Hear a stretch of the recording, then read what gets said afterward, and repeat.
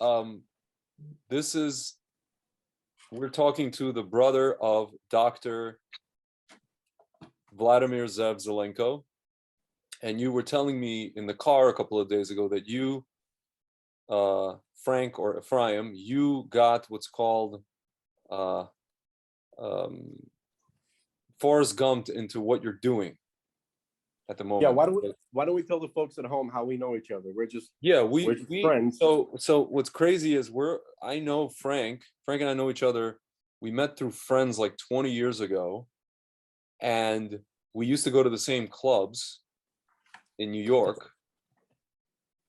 I maybe saw you once in a club, maybe. I met you also like at a barbecue, like these Russian Jews like to go to barbecues somewhere out in like Long Island. And I think that's where I saw you once as well. So we kind of, I guess, I don't know I don't even understand how we even kept in touch all these years on and off. And I don't know. I really don't. Yeah. And then like, kind of like this COVID thing happened, and all of a sudden your brother's just like vaulted into this, what we call in Russian mesarubka, like a meat grinder, and he's like the center of everything, and he's with Trump, and he's with this, and he was with that, and then people are like talking smack about him, and then next thing you know, like, so then from what I understand, you basically became your brother's kind of glorified admin assistant, but even more than that. So what would you say, in the words of Office Space, what is it you do here exactly? So here's what happened. I don't know. I suppose I attempt to assist him, but what I guess what I spent most of my time doing is getting people their prescriptions. So all the people that he's treated since March of 2020, I spent most of my day trying to find a pharmacy that would fill their prescription, and arguing with insane pharmacists. I guess it was really, and it continues to this day. Yeah. But at the same time, you got to be grateful that at least it's possible to get it, with a little bit of perseverance. But I guess that's what, I don't know, what do you call that? Prescription getter? That's fine. Yeah, prescription hunter. Since we were talking about Dog the Bounty Hunter yesterday, and what's his name, Norm Macdonald. I think his bounty hunting days are over. It's like an insight. You guys should check out. Go on YouTube for those of you guys are watching. Go check out. Type in Norm Macdonald, Dog the Bounty Hunter. There's gonna be a lot of esoteric, Norm Macdonald references in this conversation. So just a warning. Or stand-up comedy references and whatever it is. Yeah. Yeah. So you keep talking about, okay, so you're basically the pharmacy hunter. I just wanted to tell you real quick to what you just said. My partner mentioned this to me yesterday, that his parents, or his mother, business partner, his mother out in California got COVID, and then she did, she tried to do the maximum extent your brother's protocol, and then when her doctor actually prescribed to her ivermectin, and the pharmacy out there in Fresno, California would not, wherever she is, would not fill it. They filled everything else besides ivermectin. HCQ they filled, but they ivermectin is not approved by FDA, for treatment for this issue, and that's it. Have a nice day. So this will be a good opportunity. So anybody else, if you ever get in that situation and you're in the Los Angeles area, you can go to Sid's Pharmacy. Sid's Pharmacy never gave me an issue. It's like a Hamish pharmacy. From people, they never gave me an issue. Like LA, California was like some of my worst. Like some of those people, I had to go like 5-6 different pharmacies before we got it. It's just like California, Illinois, awful. Just these places are just, man, it's like you and I are Soviet. I mean, you were born in America, but your parents come from the Soviet Union. I was born in the Soviet Union. I was 7 when we left. my parents really went through this stuff, and so did yours. This is turning into the Soviet Union. You have to get things on the black market. You have to know, it's called in Russian "poblatu," like connections, kombinot. It's like some similar to Israel almost, but Yeah. but here it's like it's being done deliberate. And Israel is just product of like stupid bureaucracy. Here it's a deliberate, systemic policy, depending on the state you're in. Like usually Democrat states. You're talking about, like you said, Illinois, California, New York. It's insane. A couple of little blue cesspools. Yeah. That kind of dot across the United States, mostly on the coasts. Yeah. And then meanwhile, you go to Florida, and DeSantis is just like, doing what he's got to do, in the positive sense. Yeah. That it's almost like I was reading the news today. He came out with something. What was it? They're going to allow something like the shipping. It has to do with all those ships that are at sea or whatever it is. Yeah. See, it says, he calls for a special Florida legislative session to fight Biden's vaccine mandate. So he basically wants to just make it illegal for businesses, private businesses, to mandate the vax. I don't know about, the cops and all that. That's already government, but the private businesses, he wants to make it illegal. So I was just reading this. I'm just like, this guy is just creating a different country. Yeah. I can picture a scenario. I guess I would have never really entertained this until this past election. Mm-hmm. I can picture a scenario where they call a convention of states, and let's say a lot of states they cut their ties with Washington, mm-hmm. and they continue kind of in the vein of the Constitution, and they make ties with each other, like the South, let's say, Florida, and hopefully, I don't know about Georgia. Something needs to happen to Georgia, but Florida, Texas, probably Louisiana, Arkansas, Tennessee, Kentucky, all the flyover states kind of make ties with each other. Yeah. And and it might stay like that for a while, because in order to survive, they basically have to, in one way or another, cut ties with Washington. Yeah. Unless something very drastic, politically, changes, or some kind of, which is what I'm counting on, some sort of supernatural intervention. That's kind of what I'm hoping for, because the other scenarios are much worse than that. They're scarier to think about, because if you think about them realistically, what could that mean? That would mean that the states that want to stay tied to Washington, like Illinois, like New York, California, Washington State, Oregon, probably, or maybe not all of it, like even those states might splinter.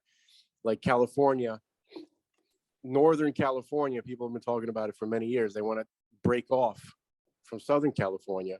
Sure. And they want to call their state Jefferson, which is probably a great idea. Jefferson. Where does that come from? The wanting to change the name? No, the name Jefferson. Where does that? Where?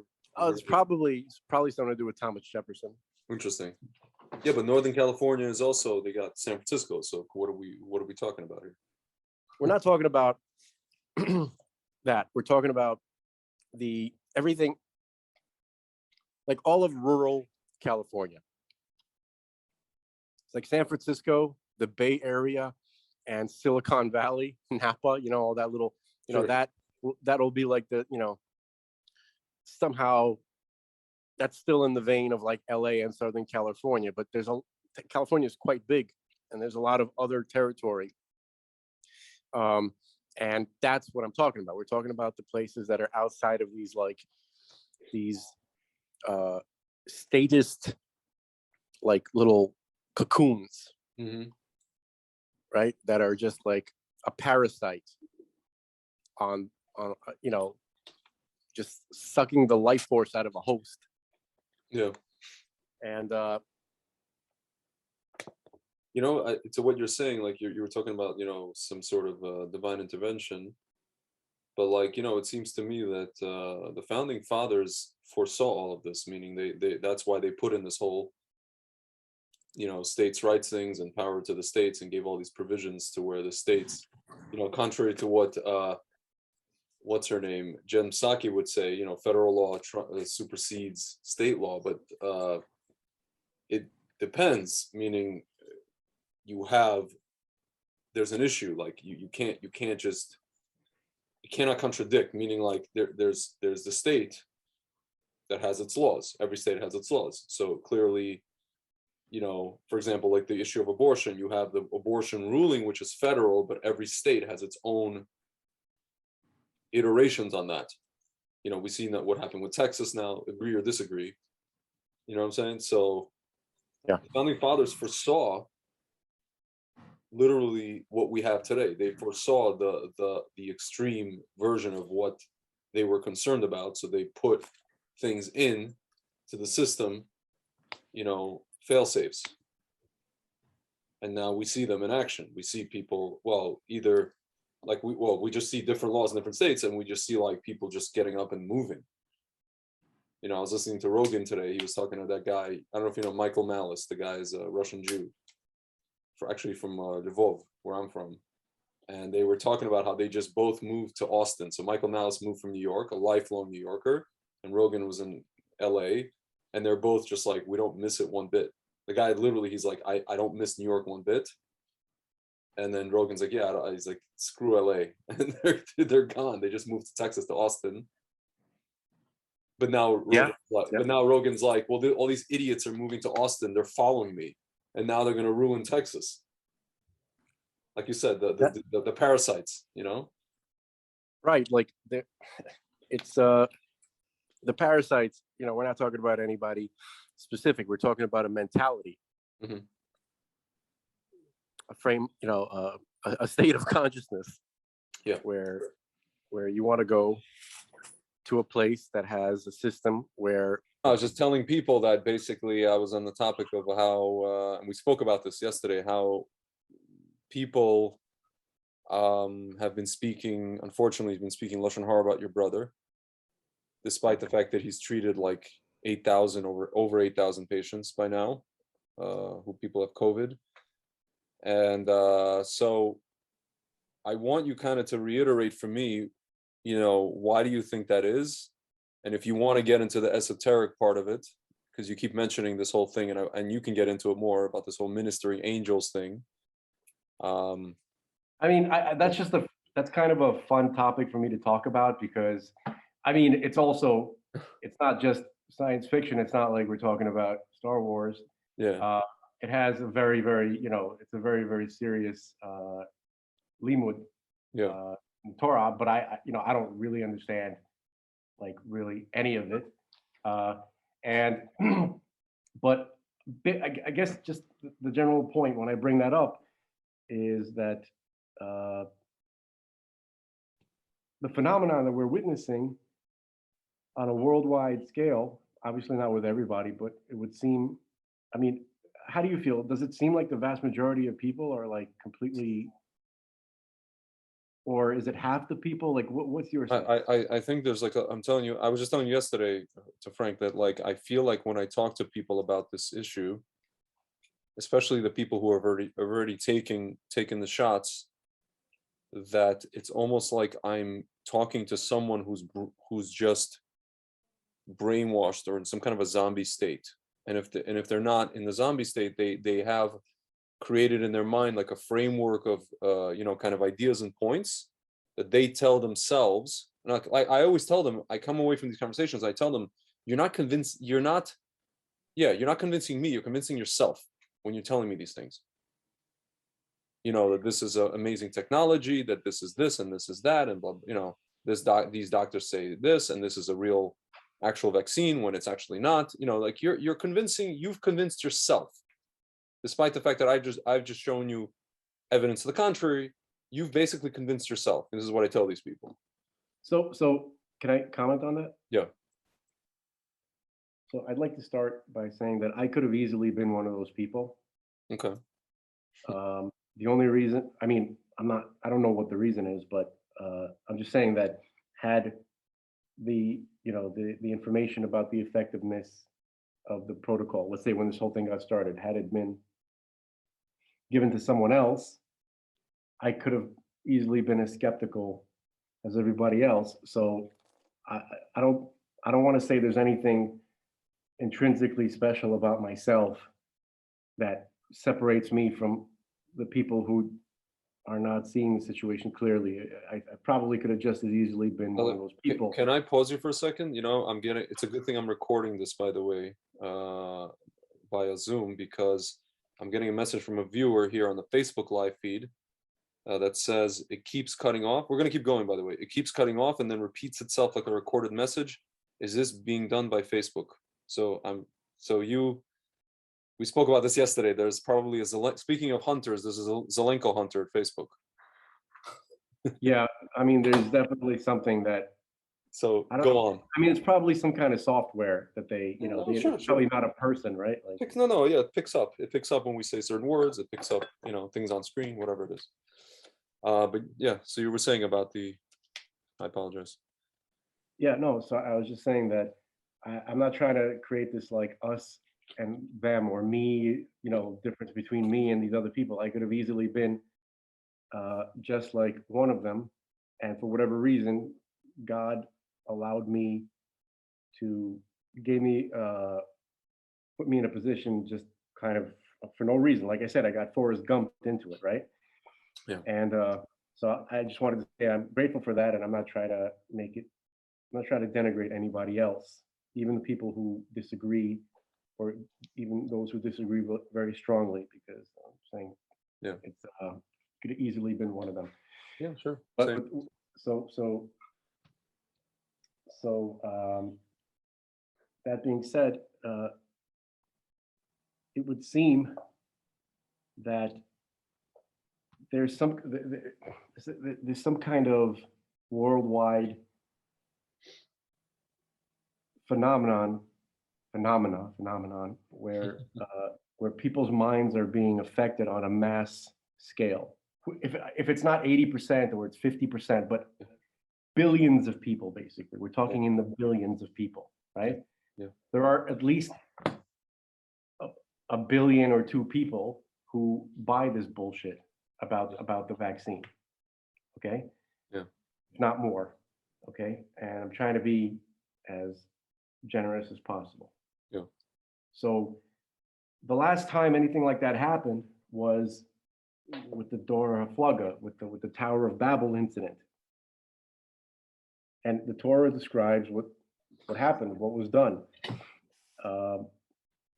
And part of it was that God sent angels, whatever that is, to affect the minds of the people so that they couldn't communicate with each other. They wouldn't see eye to eye anymore. They wouldn't understand each other's language. So that's not just like literally that they didn't understand each other. Like one guy was speaking Chinese and the other guy was speaking Swahili.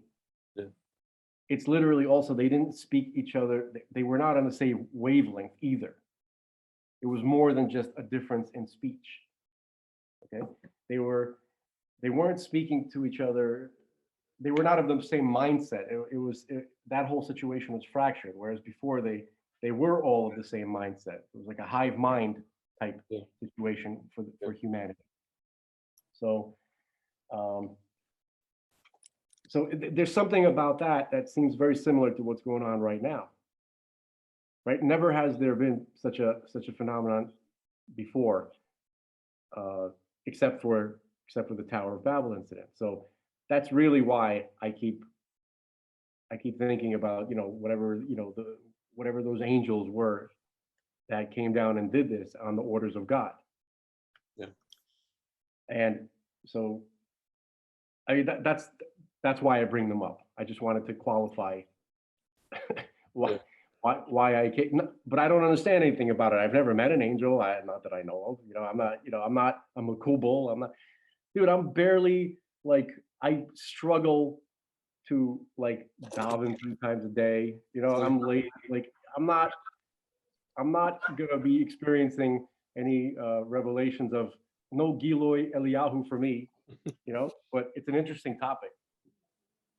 So Well, first of all, I should tell you that you know way more Torah than I do, just from talking to you for the past few days. I guess longer than when we normally speak. When you were calling me every so often, but then we actually got to hang out when I was down in Miami. We hung out for what, like 5 hours. Dude, you know a lot of Torah. You know a lot of Torah. You know it very in depth. I have to qualify. Even if you say that you're getting a lot of your stuff from this rabbi or that rabbi, this, that, and the other, at the end of the day, I wouldn't call you a typical Amma Aretz. And not a typical one. I am one, just not a typical one. Yeah. But no, but let me explain. You're right. I do know a lot of Torah. I do. But let me qualify what that actually means. What I'm trying to say. You know how like when you go to yeshiva, they want you to be well-rounded. Mm-hmm. You gotta learn some halachot. You gotta learn the dry stuff. You have to have a good foundation. Right? Mm-hmm. With what I not me. Yeah. I ignored all that stuff. I'm the same. I only learn only what my ADD-ridden mind can focus on. So anything of substance, anything that's like important, like ask me what's written in the Mishnayos. I don't know. You know what I mean? I just like whatever. I only focus on what I like. So I don't know if you can call that a Torah. No, I don't remember who I was speaking to this about. I think that's the way it should be, because Hashem wants us to connect to Him. I think even my rabbi Rav Dror said this. Hashem wants us to connect to Him, in whatever way possible, and it's one of those things where like I always wondered why. I guess like the whatever you want to call it, the yeshivish world, Haredi world, the limud world, the yeshiva, whatever. They made it into a thing to where there's a certain way or a method or whatever, and that's the way it's got to be. And I feel like right. that's making people turn away, even people who are like Shomer Shabbat and all this kind of stuff. That's making people turn away, as opposed to just learn what you like. If you like Hasidut, if you like learning Hasidut all flipping day, do that. No, I agree with you, but there has to be, there has to be some kind of foundation, some kind of stability. There does, yeah. Some kind so everybody has to have some basic, for instance, like I'm going to make recommendations based on all the mistakes that I've made, and continue to make, by the way. And I've been struggling with it ever since then. I'm still trying to learn how to read and understand Hebrew. Mm-hmm. Okay, you have to distance yourself from the English books, and you have to buy some grammar texts and seriously commit to that. That's the kind of stuff I'm talking about that I didn't do. I have these like massive gaping holes in the foundation of my ability to learn, and it's very, very bad. And it's not, it really is. So on the one hand, you're right. You focus on what you like, but on the other hand, you got to have something basic, some kind of basic level of. I think more like you're right in the sense that meaning if you have all this knowledge and then you're gonna want to give it over, meaning like you mentioned, like kind of jokingly or half jokingly, you want to be a Rav, or if you ever become a Rav, you do need to. I'm not going to become a Rav. Not you, whoever, and you do. One does need to at least have the foundation, even the foundation that like Kesson has, not like to his knowledge, but just a basic. Yeah. Somebody like a Kesson or other people who teach in that way, they have a basic foundation. Open up a Chumash, read the pasuk, translate it, read the Rashi, translate it in the most basic way. Can you do that? If the answer is no, then you're like me and you screwed up big time. So you gotta be able to at least do that. You know what I'm saying? Yeah. Understood. So So I want to continue with the whole, and so you're talking about this whole thing that people are just in some sort of a brainwashed, we can use the term brainwashed state. yeah. And you were mentioning, this was the generation of the Tower of Babel, and you were saying, we were speaking yesterday, and you told me about like there was some sort of thing that got into everybody's brain some way, somehow, collectively. But you're saying that was the ministering angels, that Hashem's. Well, I mean that was God in that respect. God in that particular case, God used he used the angels, the ministering angels, to do that, to create. And by the way, it's very interesting. You know how, like, I'm sure you've heard this, that the ministering angels are like the angels of the nations, right? And we know, and according to the Torah, there are 70 nations, right? Yeah. Broken up into 70. And so it was the ministering angels themselves who created these nations. Yeah. Because when they divided the people, they divided them by language and by culture into these 70 different groups, which became the nations. And like each, I would assume, this is just an assumption based on like, those little facts that I've actually learned from legitimate sources, that each like ministering angel, whoever's in charge of one of the 70 nations, was the one who affected the minds of those people and continues to. Okay, so that's just according to the rabbis, according to things that I've learned from legitimate dudes with beards and black suits, and kippas, right? We're gonna get to that, by the way. Yeah. What you're saying? But you're talking about now. I'm not trying to be facetious. No. I am trying to be facetious, but at the same time, that is what I look for. That is what I look for. Yeah. So basically, so that's what they say. That's what we're taught as to how things operate. If you want to know how things operate, how what kind of hierarchy, what is the mechanics behind creation, the heavens and the earth, as when we read Bereshis bara Elokim et hashamayim ve'et haaretz, right?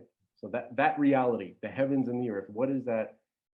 If you want to learn about, when you do learn about it, you'll see that there is a hierarchy, and there's like this chain-like hierarchy, I guess. It's very structured. It's very, very, very exact. It's very mathematical, and it's very military-like. And why did God do it like this? I don't know, but nevertheless, it is. It's like asking, like, why is the sky blue or the grass green? Like, God made some choices as to how to go about doing things, and this is just part of it. That's all. It's not really something controversial. Yeah. Nobody disagrees with that. Like, when I mean nobody, I mean, like, from the Torah scholars in the world, there's not anybody who, it's not controversial to them. It's not spoken about a lot, but it's not really a controversial thing when it comes to the study of reality. So there's no question that these entities have something to do with what's going on. They always do. I mean, they guide the course of human history. How does that expression go? Guide the course of human events. Human events, right? Everything's an event, like a main event. Speaking of events, that's another thing. We spoke about that show. You mentioned that show called The Event. Yeah. It was on, for those of you guys not familiar, it was on like 10 years ago on NBC, I believe. And it was like a hit show. It's funny, sometimes I feel like Hollywood is just, drops us hints, of they'll drop us hints via, movies, and usually it's like sci-fi of things to come, and you know what I think? I think they're doing? When they're not trying to hint to us anything. Mhm. I think that what they're trying to do is they're trying to take something which is gonna happen, right? And Yep. then they make it into a show before it happens, Yeah. so that if you ever notice that something's happening which is similar to a show, To look back. people are going to be like, you want to point it out to someone, right? Yeah. Some, quote unquote rational person or people, Yeah. and you're going to be like, guys, I mean, do you guys see what's going on? And Yeah. you try to describe it, and they're like, are you talking about that show? What are you, a Yeah. sci-fi freak? And all of a sudden, Yeah. so anybody who recognizes it out loud is Yeah. automatically labeled a freak. Yeah. So No, but that's like, are the people who making the show, so to speak, the good guys then? Because they're just making it and they know what's no, coming, no, or they're what? not the good guys. Or what? Listen, I don't know. This is just like, You know what I'm saying? Because if they're not the good guys, then they're just giving us hints, or they're not giving us hints. They're just making a show for they're what? making a show. They're making a show for that reason. Like they were hired to make the show Mhm. uh, in order to make anybody who's going to recognize it when it actually happens sound ridiculous. Oh, it's basically part of the psyop, is what you're saying. It's part of the Part psyop. of the long, it's part of the long game psyop. It's like a 10-year psyop. Yeah, and not even that long, you know. Yeah. Yep. So basically, when you have like science fiction start to come true, you know that something was kind of pre-planned. Definitely Or pandemic, as we say. pandemic. Right. No, but because see, it's interesting it's interesting that you're linking this whole thing to ministering angels and the Tower of Babel, because every time I'll speak to other people who are also kind of like in our mindset, but they'll always say this is actually makat choshech. This is like the darkness, the plague of darkness that are just blinding. It's like the 80-20 rule, blinding 80% of the people to be able to see what the heck is going on, or maybe at least 50%. That could be too. Like everything I say should be taken with a grain of salt. It's just what pops into my head. Yeah. And there might be something to what they're saying, about the plague of darkness thing. I mean, that also seems to fit in that way. So, but the one thing, the reason why the Tower of Babel people keep popping back into my head is because that was a worldwide event that affected the entire population. And so is this. Yeah. Well, listen, Rabbi Kessin said that actually COVID is the flood. We're in the teva right now, right? Right now, actually, I feel like we're in the stage already where we're almost landed, wherever Noah landed, and then sent out the bird, to see, basically, like, was it the bird informed him that the mountaintops can be seen. I hope that's the case. I hope it's not. I hope that this metaphor that you're bringing up isn't, much closer to the actual like event, calendar wise. You know what I mean? Like I hope timeline, because otherwise, it's going to take a little bit longer because the flood is about to start. Like according to the calendar, the flood starts tomorrow. Yeah. Oh, you're talking about the Hebrew, like Heshvan something. Yeah. No, I'm talking about the flood. I'm talking about the anniversary of the Mabul. No, that's what I'm saying. It was Heshvan. It was Heshvan. No. Oh, I'm sorry. I didn't hear you. I thought you were saying hedge fund. I thought there was going to be some massive hedge fund explosion. No. Well, that's also. We had a debt ceiling deadline. What is it this week? So I don't know. I don't even know what that. I'm supposed to be on top of that because I'm like a finance guy. I just totally dropped the ball. I don't care about that, as if it's relying on me. But yeah, whatever. Yeah. So you're saying it's hedge fund. No, but like, I mean, this whole thing started on right after Purim, officially. What was it? Purim 2020. I remember it was right after Purim, and then for me it was so obvious. It was like, we took the masks, we put the masks on, and then we put the masks on, and then what I noticed is everybody's masks, figurative masks came off. It's just very interesting. Like you see at the same time, we're talking about people who are brainwashed, but at the same time now we're seeing the real, people. Like I had a guy. I think I told you about this. This guy is like a lawyer in Israel who I thought was my friend, and he apparently has been working on. He's been involved in all kinds of vaccine kind of, I guess you could say, promotion or whatever you call it, advocacy for years. Not the COVID, the other vaccines. And now, he got involved with the COVID vaccine, and he saw my posts, and he kind of like he at some point he just like unfriended me. I thought this guy's my friend, and he got so nasty with me. Like, I spoke to him then on LinkedIn in private messages. He got really nasty with me. He cast aspersions, like, he was trying to relate to what I was posting to like my personal life or whatever it was. And I really saw the real him, and then I was like, well, can you, as a person, I'm like, listen, you know the science more than me. Can you please tell me? He's like, no, you seem convinced. I'm like, I'm not convinced. That's why I'm talking to you. That's why I'm asking you. And then he just like, I don't owe you an explanation. I don't owe you anything, something like that. Yeah, This is a guy who lives like in a settlement in the Shomron, runs, he jogs through like dangerous areas where there could be Arabs or whatever.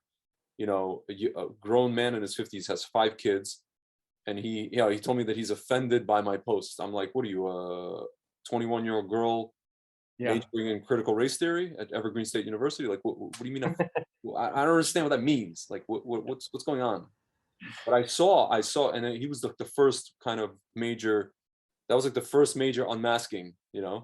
Speaking of yeah, unmasking, and I've seen that with a few people. To where like I really, there was actually a person I thought was, somebody I could learn from and all that kind of stuff. He was a person who spoke Lashon Hara about your brother, and then he listened to Lashon Hara, then he carried, he passed it on, and then when I called him out on it, and I clarified like MS, he doubled down. He doubled yeah. down on it like a crazy person, I think that we can look at it. We don't have to. We can step away, let's say, from the ministering angels for a moment, and we can look for a more accessible reason.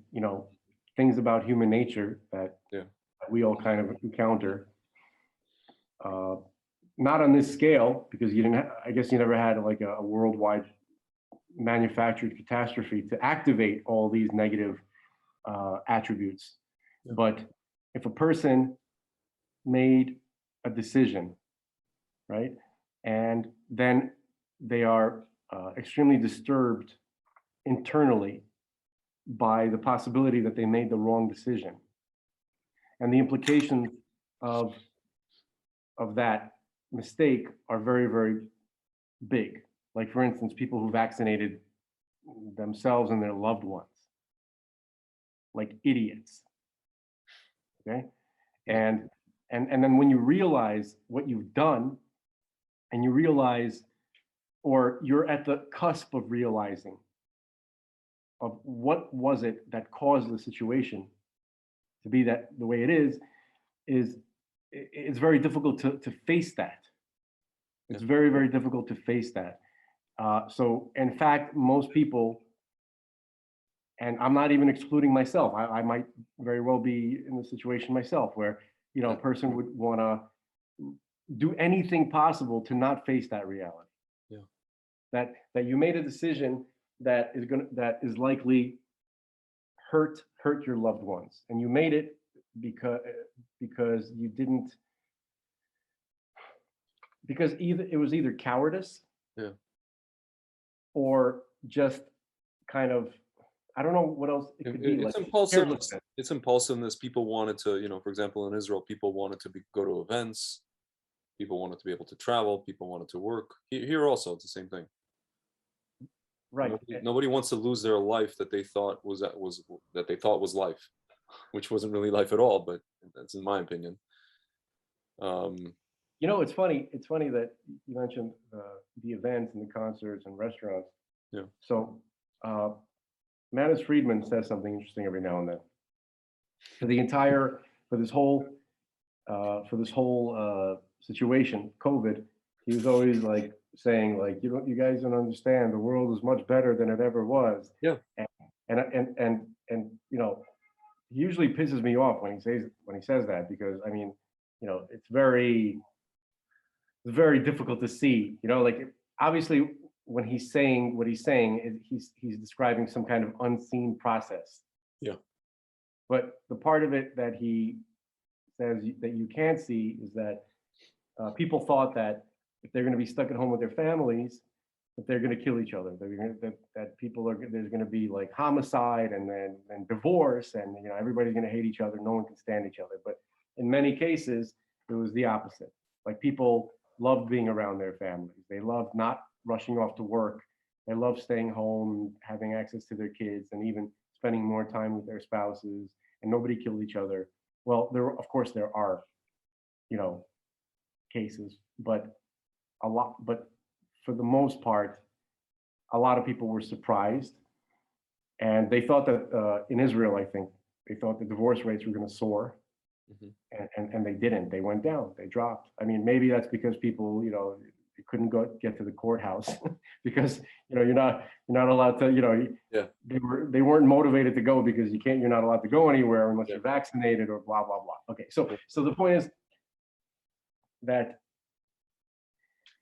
life obviously is better when you get to spend time at home with your family. Like think about when the Jews first came into Israel after they conquered the territories, and they set up their homesteads, and you didn't have a father who went out, you know, who commuted to work for 2 hours, and you know, getting on the Amtrak, you know, and the kids didn't go off to yeshiva, right?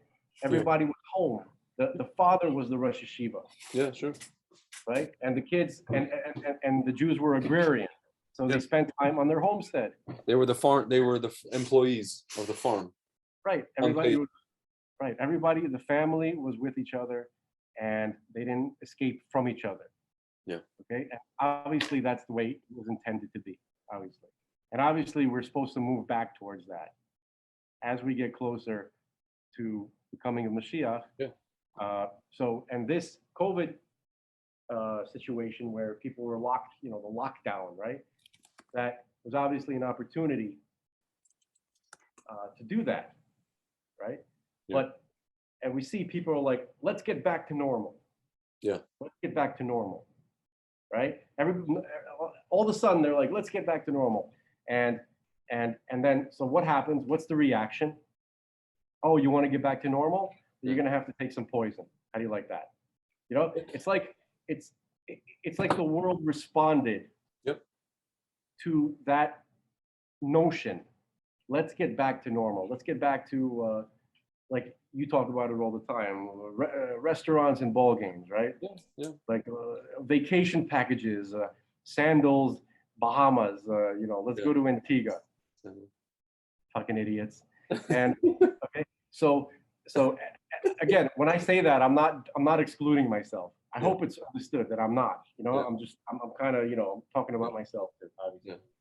But I always say, I know every one of these videos I said, if whoever thought that what we had before this was normal is not normal. No, it's not normal at all. It wasn't normal. So what do you want to get? You want to get back to not normal, you know? It's like, anyway. Can I touch upon something? Because we're on the topic of normal, right? Normal is awful. It is awful, yeah. And not in some kind of ironic way, but it's literally awful. Can I explain? Yeah. So, and this is tied to, like, at least my wish for Mashiach to come. This is my personal motivation, and I get eye rolls when I talk about this. By from people, even? By people who, but I'm not going to say just from people react this way. Some from people can relate, others can't. But I noticed that people who are learned, they kind of shop at the reasoning. So for me, the reasoning is like this. There's a lot of physical pain and suffering, death and separation. That's what people call normal. That's part of that normal reality that everybody can't wait to get back to. Okay? Now, obviously, nobody wants death. And I'm not saying that anybody is consciously choosing that, but people kind of accept it as part, and they kind of live in a state of denial about it, because it's, for most people, I mean, I don't know, for me, definitely, it's too painful to look at directly. And there's no healthy, I don't care what anybody says, I really don't. I don't care how holy or enlightened, if a person is comfortable with the idea of death and, you know, that entire notion that everything that God does is good, right? That is true. Everything that God does is good, okay? But it's not a good that I can relate to, or therefore I don't care about it.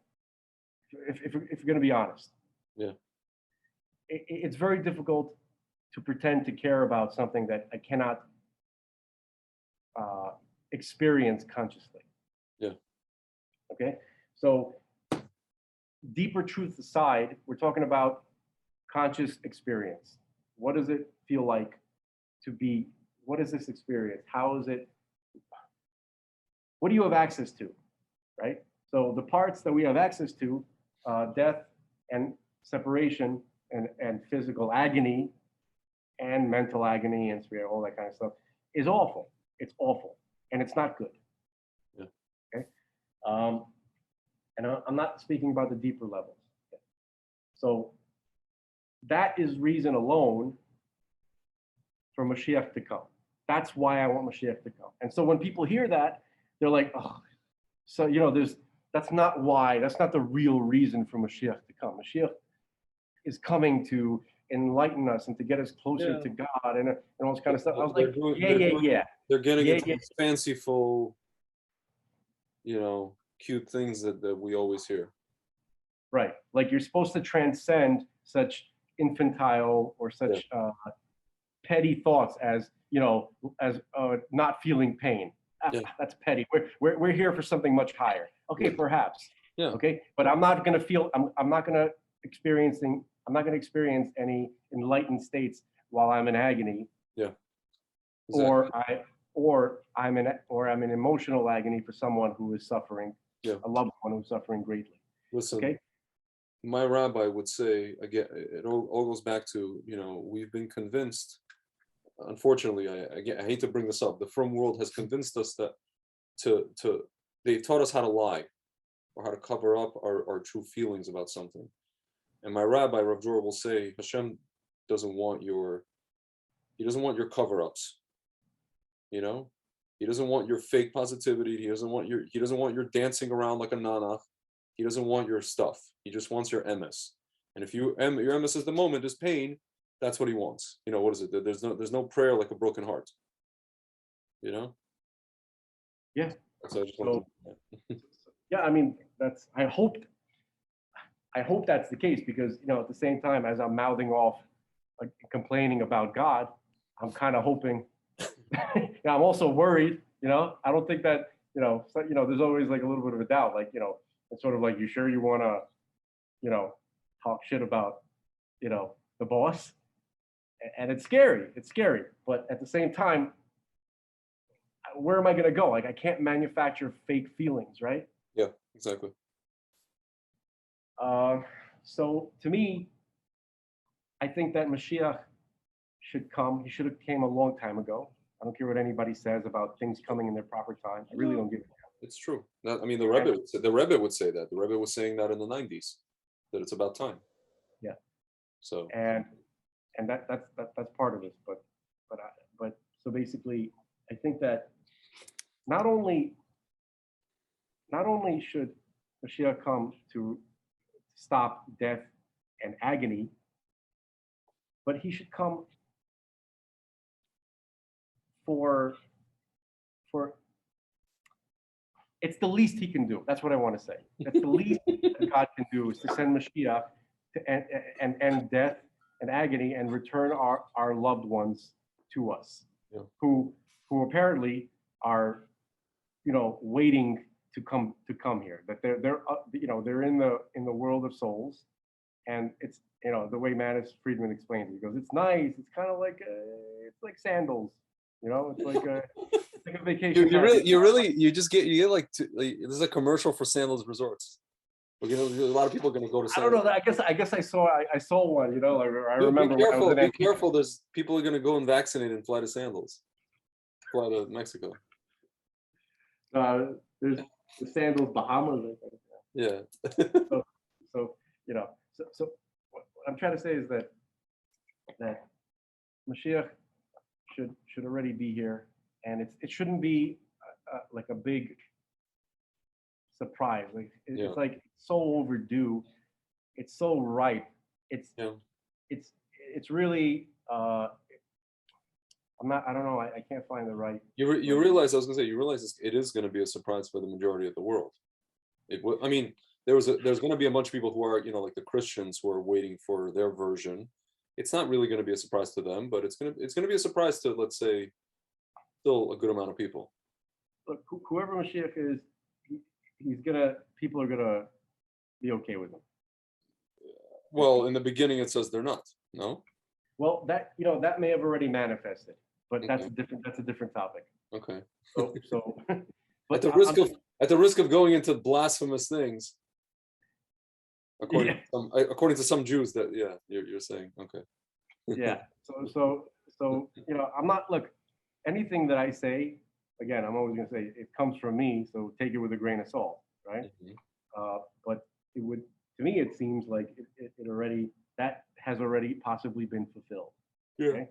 On multiple levels. This is everything that we learned from Chazal is layered. It's a fractal. Yeah. You're gonna see layers and layers of that same idea in multiple spheres. Yeah. So it's not just one thing that plays out. It has to be on every level somehow. Okay. But all right, that's a little too vague. But anyway, just to get back to the point. So God should send Mashiach, and it's the least he can do. The least that he can do for everything that has happened so far. And not just to end death and suffering and to stop physical pain, but also to reunite us with our loved ones. And not just that, but to reunite us with every connection that we had in our lives or in all of our lives. Every friend that we had, every lover that we had. Yeah. Every true love connection that we ever had with anybody, God should completely return that back to us immediately. And it's the least he can do. So you're touching on a very funny thing, because there's like this question, something like when it talks about, there's a question about zivugim, people who are, you're supposed to marry. Is Mashiach going to something like reveal to you all of your zivugim? So the question of, there's always that joke. So like, kind of like, what's the point? What are you going to have? Like, we're going to have plegish, I'm going to have like multiple wives. You know what I'm saying?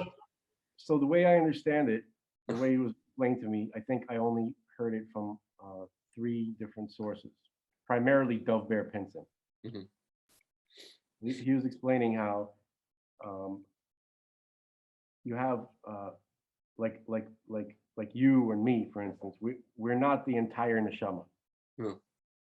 If you could picture, now he didn't say this. This is my levush, right? Mm-hmm. Based on what he said. So think about a neshama in the geometric shape of a soccer ball, like the old soccer balls. You know how each have like a facet. Yeah. You mentioned this to me, but yeah. Oh, okay. No, but I want people to hear it. So each facet, each little plate, surface plate of the soccer ball is a person. Okay, and let's say the entire world, the physical universe that we're experiencing is like a puddle of water, right? Like a really very, very shallow puddle of water. So you take the facet of that soccer ball and you dip it into the water, and that is a metaphor for us being manifested in this world. Yeah. Okay. So I believe that all of our connections, our family members and all of our zivugim, if I'm not mistaken, are part of the same soccer ball. Yeah. So it's you're not really talking about a different person. Yeah. I could be mistaken. That's for some reason that's what I'm assuming based on things that I've heard. No, it's true. I mean, like, how should I put this? You know, they even, you know, we now read articles today. They come out with studies. You know, every person that you've had, like, say, you know, intercourse with, let's say, you know, assuming, you know, we're not talking about frum people here. We're talking about just the general population. People who have had intercourse are, you know, like a woman, you know, has intercourse with a guy someday, and then even 10 or 15, 20 years later, there's still some element of his DNA there. Like you're basically taking on a person's DNA some way, somehow. Not I only didn't. DNA, I not never only, heard that. But where, yeah, not only DNA, but like you know, whatever traumas they have, whatever, you know, like you're basically taking their energy.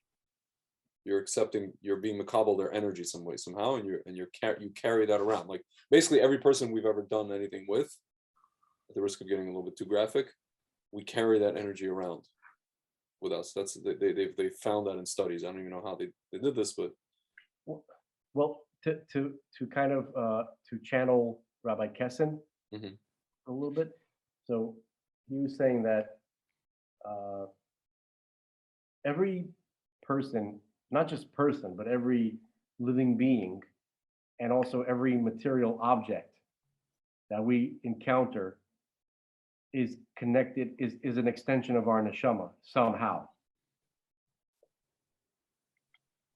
And some of them are like fractured, sparks that have to be kind of reassembled and reconnected. Yeah. So the physical stuff that we encounter, like the T-shirt you're wearing, that wire shelf in the back, right? That, like, all that, there's sparks in that was already pre-planned for you to interact with that material and somehow use it correctly, whatever that means. Find some way to use it, find some way to allow it to assist you to do something holy. Do you know how I know that? You know, like it's just the simplest, most trivial thing. I noticed that when I shop, it's funny. I tend to shop, when Century 21 was still open before COVID, and sometimes I go to Century 21. I go to like Target, these kind of stores, where you have to go and you have to dig for things. Yeah. Yeah. Yeah. And sometimes you'll find like the gems, and it's almost like Lord and Taylor. Remember Lord and Taylor? Yeah, Remember yeah, that? yeah. But that's a little more, yeah. But that's a little more like what's. When's the last time you heard some Russian lady say "Idem v Defiance"? Yes. You remember Defiance? Dude, there's a Daffy's. There was a Daffy's, right? I'm here in Bergen County. There was a Daffy's for a very long time. My mother shopped it all the time. So I was always wondering. It's a mystery.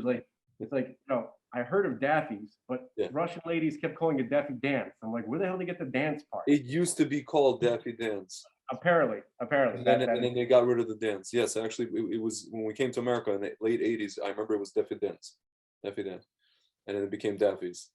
But like these stores, and then you dig. Like sometimes I'll just find in the most random place in the store, that one pair of, like, I recently found this like pair of shoes that was like originally $40, marked down to like $10 on a clearance sale in the corner of the store. And I always call it like hashkacha pratis of clothing. You know what I mean? Like the hashkacha pratis of shopping. It's a real mitzvah. It's like meant for you. That one shirt or that one pair of shoes. It was my size. These shoes were my size. There was no other pair of those same shoes in another size. No, but that's some kind of special like Excalibur event that you're describing. I'm not even describing that. No, but I have that all the time. When I shop. Did you have that experience with the pen that you're holding right now? I don't know, not the pen, but I have it all the time with clothing. Okay, with clothing, that's fine. Obviously, not all the material that you're going to encounter, and the same level with cars, electronics, big purchases. I have that. Whatever. Hey, okay, I'm back. I was just telling people that we're talking about how like people have been zombified, zombie nation. Speaking of dance music. Yeah. Yeah, I just want to get back to that, like, because we're kind of a little bit, which is okay, whatever, we're veering off, but like, Oh, the topic is, yeah, the schmack scene. yeah, no, so it just seems like people are brainwashed. And I asked you yesterday, and if you want to go over it again, maybe add something to it, like, why So, do you, well, from what I just want to tell you real quick, from what I found, or rather, not what I found, but like, I'll tell you, if it was me who did this, I know myself. If it was me who did this, who ran to take stuff, and somebody like you came to me and showed me data or information that I wasn't aware of, or the media is not covering, I personally, this is me, I would scour the earth for any kind of detox that I could find. yeah. And what surprises me is that you show people this, like I have friends who have shown this. Some friends have said, well, they've accepted it. I have friends in Israel who are not going to be taking the third shot, because now they've kind of, I call them the regrettables. And then I have another friend who basically I told him information about, the VAERS study, where basically only 1% of cases are actually reported to VAERS. And he basically told me he took one shot and he also has antibodies. And he told me, so what you're telling me is that billions of people are screwed. So this guy kind of entertained the thought of what I'm telling, the result of what I'm telling him. He actually thought about it. He considered it. Now he's probably thinking about it, and whatever it is. I just don't understand, how is it that people can be told information and then just be like, what are you gonna do? Yeah. It's just like, I don't, again, dude, I would be running like a chicken with a head cut off, searching the world, not just my town. I would fly to find detox. I would fly to, I don't know where, the moon. Can I offer just for a moment, since you brought it up, like, Yeah. the only useful bit of information, for anybody who's listening who might be in that state of mind, who might wanna, who has regret about the vaccines, what would they need to do? Yeah. So definitely take one of the 4 recommended protocols from that my brother recommends. I'll just go through them really quick. Is that okay? Please, Okay. I want you to. So the first one, I'm going to go through the protocols and what they are, and then why. Okay, so the first one is based on hydroxychloroquine, where you would take 1 tablet of hydroxychloroquine per week, and you would take 273% daily value zinc per day. You would take 5,000 international units of vitamin D per day, and at least 1,000 milligrams of vitamin C per day. Okay, so that's the prophylaxis protocol. The purpose of this protocol is to take the edge off of COVID. Okay, it's not going to prevent you from getting COVID, but it's going to prevent it from being deadly.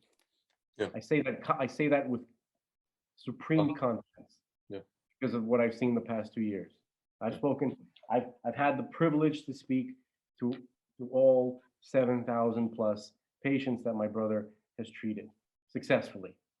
That's 100% of his patients, by the way. Okay, even those 2 patients that he talks about that passed away back in March of 2020, turns out later we learned they didn't even take the damn protocol. So whatever, that's not, but to me personally, from my experience, it's very, very successful. Okay, so that aside, this protocol is there to take the edge, to take the deadliness out of the COVID for the high risk person.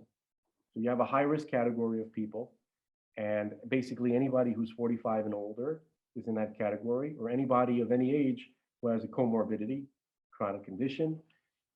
So from that category, statistically speaking, 7%, between 10 to 5%, so let's say half midpoint, 7.5% will die from COVID if nothing is done, without any intervention. Yeah. Okay, which is a significant amount of people, of course. So it's worth it for anybody in the high risk category to take a prophylaxis. Okay. Now, so the first prophylaxis that we just mentioned was based on hydroxychloroquine once a week with zinc, D, and C taken daily. Okay. The other one is based off of ivermectin. Ivermectin, that has to be dosed according to your body weight and some other considerations. Okay. And so that's also whatever the appropriate dose is for you, you would be taking that 1 day per week. Sir, here you go. What is that? That is ivermectin. Is that a 3 milligram tablet? That is a 12 milligram tablet. Okay, so 12 milligram tablet. However, whatever your dosage is, just be careful with it and take it. But you would whatever it is, you'd be taking it 1 day a week, just like the other protocol with the hydroxychloroquine, and then you would be taking the same dosage of zinc, same dosage, which is 273% daily value, and 5,000 international units of vitamin D and 1,000 milligrams of vitamin C. Okay, so those are the first two primary prophylaxis protocols. Okay, the issue is that both ivermectin and hydroxychloroquine are prescription, and people, it's not very easy to find a doctor to prescribe it. Okay, and then it's not very easy to necessarily find a pharmacy that would dispense it. Okay, so because of that, it might be worth it for most people to first try to get this next protocol, this next version of the protocol, because everything on it is over the counter. So it's based off of quercetin, which is you'd be taking 500 milligrams per day, and the same amount of zinc, which would be 273%, approximately 273% daily value of zinc. Yeah. See, I'm not saying milligrams because people get confused with that. A much more precise value to look for is 273% daily. So I have a question. I'm looking at your brother's Z-Stack thing, but the amount of zinc, I guess zinc sulfate it has is 130 milligrams in here. That's 130 milligrams of zinc sulfate. Sulfate. That's not pure zinc. Okay, fine. So like if you have a 250 milligram tablet of zinc sulfate, so only 50 milligrams out of that entire 250 would be pure zinc. Oh, so you're telling me here it would be probably like 30 or 20. In that case, it would be something like 25 milligrams of pure zinc. Okay. So these are all approximations anyway. So just try to stay in the ballpark of these numbers. Okay. So, so back to the quercetin protocol. So quercetin, 500 milligrams per day. But zinc, 273% daily value per day. It doesn't matter which zinc supplement you take. It could be zinc sulfate, it could be zinc gluconate, zinc citrate, zinc picolinate. There's a billion of them. They're all fine. I recommend a tablet. That's all I can say. Okay. Vitamin D, the same as before, 5,000 international units per day, and vitamin C, 1,000 milligrams per day. Now, obviously, Z-Stack, my brother is selling this. He was asked to put it together by millions of people, kept bombarding him, asking him to make this product. But you don't need to buy this product. You don't need to. Everything is available separately. You can buy all of these ingredients separately online. In fact, anybody listening to me, please do so. Don't buy Z-Stack, so you don't think I'm trying to sell you something. Okay. A lot of people were like, "Oh, is that the doctor that he's making money off his little vitamin thing?" And I'm like, you know what? And I said, even if he is, that pales in comparison to this $26 billion that Schmeiser made or these other companies. Okay, so everybody's making money. They're making way more than your brother. I called a Postek, a young guy. I'm not going to say where. I'm not going to say in what city, and I'm not even going to say in what country. Okay, I called him and I wanted to talk to him because he recommended the vaccine to his, to anybody, under his influence. Okay. And I wanted to call him and present some of the data. And this is back, this was like a year ago. Yeah. This was, when it wasn't as clear, but there was still already a startling amount of very disturbing, trends happening with the vaccine and vaccinated people. So, and it had to do with VAERS. This is already when there was like 11,000 dead on VAERS. Yeah. Okay. And so I was trying to talk to him, and and he's like, I obviously I told him who I was, and then I tried to talk to him about the data, and he's like, oh, you're the one, your brother, he's the one, he's making $250 a person off, off of the situation. You know what I mean? Mhm. And so I asked him, I was like, so what you're saying is, because my brother charges $250, what I'm saying is Isn't not valid. real, it's not valid. Yeah. So he didn't come outright and and say yes, but he said yes. Yeah. Okay? This is who was considered a posek. Can I read to you a quick quote from Hannah? You know Hannah Arendt, right? Can I just finish? Yeah. can I just finish? Yeah.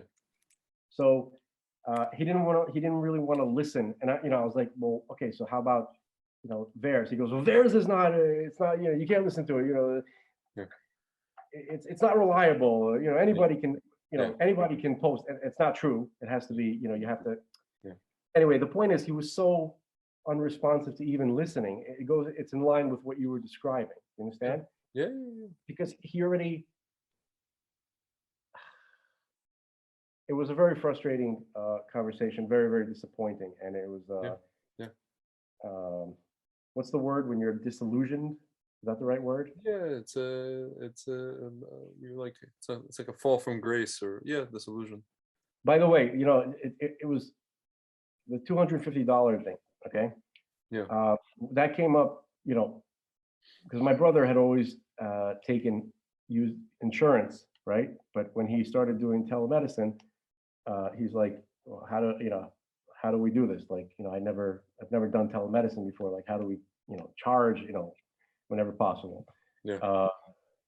So, and what do we charge? So I started, looking up the fees, out-of-pocket fees of like literally every doctor is $250. Every single, and literally that's like that's the lowest, that's the cheapest fee. And so that's pretty standard. All of a sudden it's controversial because my brother, anyway. Well, because people are used to they think that their insurance, when they use their insurance card, they think that they're getting something for free. They don't actually understand that it comes either if they have a job, it comes out of their taxes, or if they have whatever, let's say they're buying insurance. Like people don't. I know, but they don't like forking over cash. Right, but that's something like a 13-year-old would say something like that.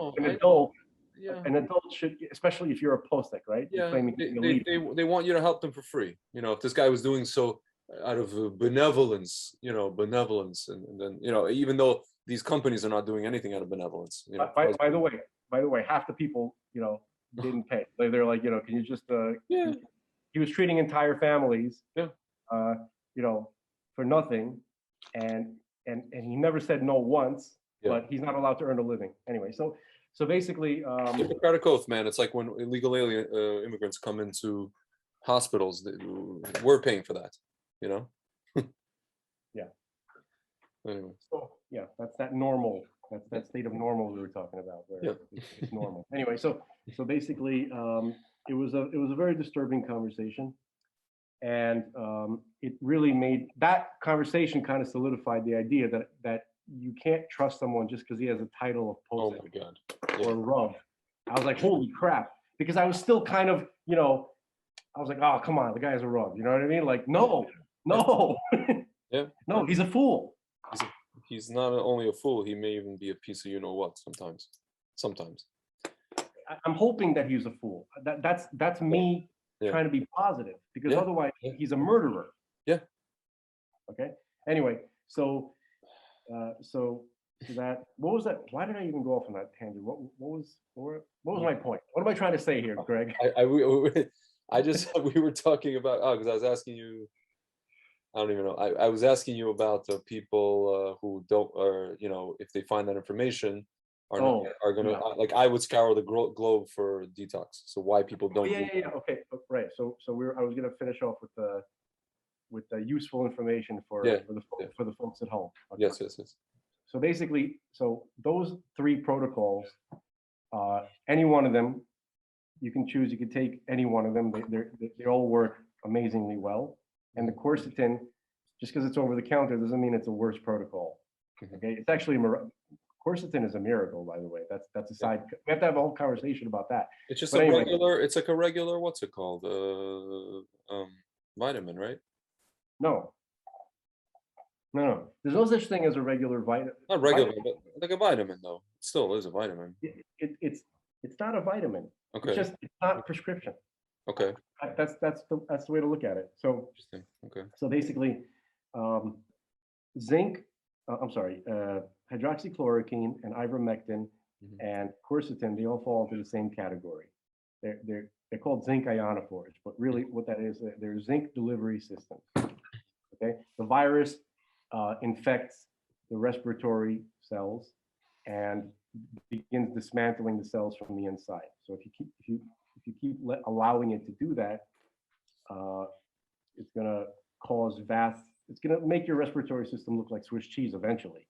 That's where people end up, on ventilators and with a tremendous amount of inflammation. It's all these peripheral issues that are really killing people. Yeah. It's the infections and the inflammation that. Anyway, so the zinc kills the virus. Yeah. It's the zinc that actually kills the virus. Yeah. But your cells normally reject zinc. Yeah. Like the lipid bilayer, the cell membrane rejects the zinc. And so you have to figure out a way to get past that. And so hydroxychloroquine and ivermectin and quercetin, they deliver the zinc into the cell. That's it. Okay, if the zinc was absorbed into your cells, you wouldn't need HCQ or anything. You just have zinc. You just eat a bunch of eggs or whatever has a bunch of zinc in it, you'd be fine. Okay. So, but unfortunately, anyway, so what you're doing when you're taking this prophylaxis protocol is that you're basically killing the virus all day long. Yeah.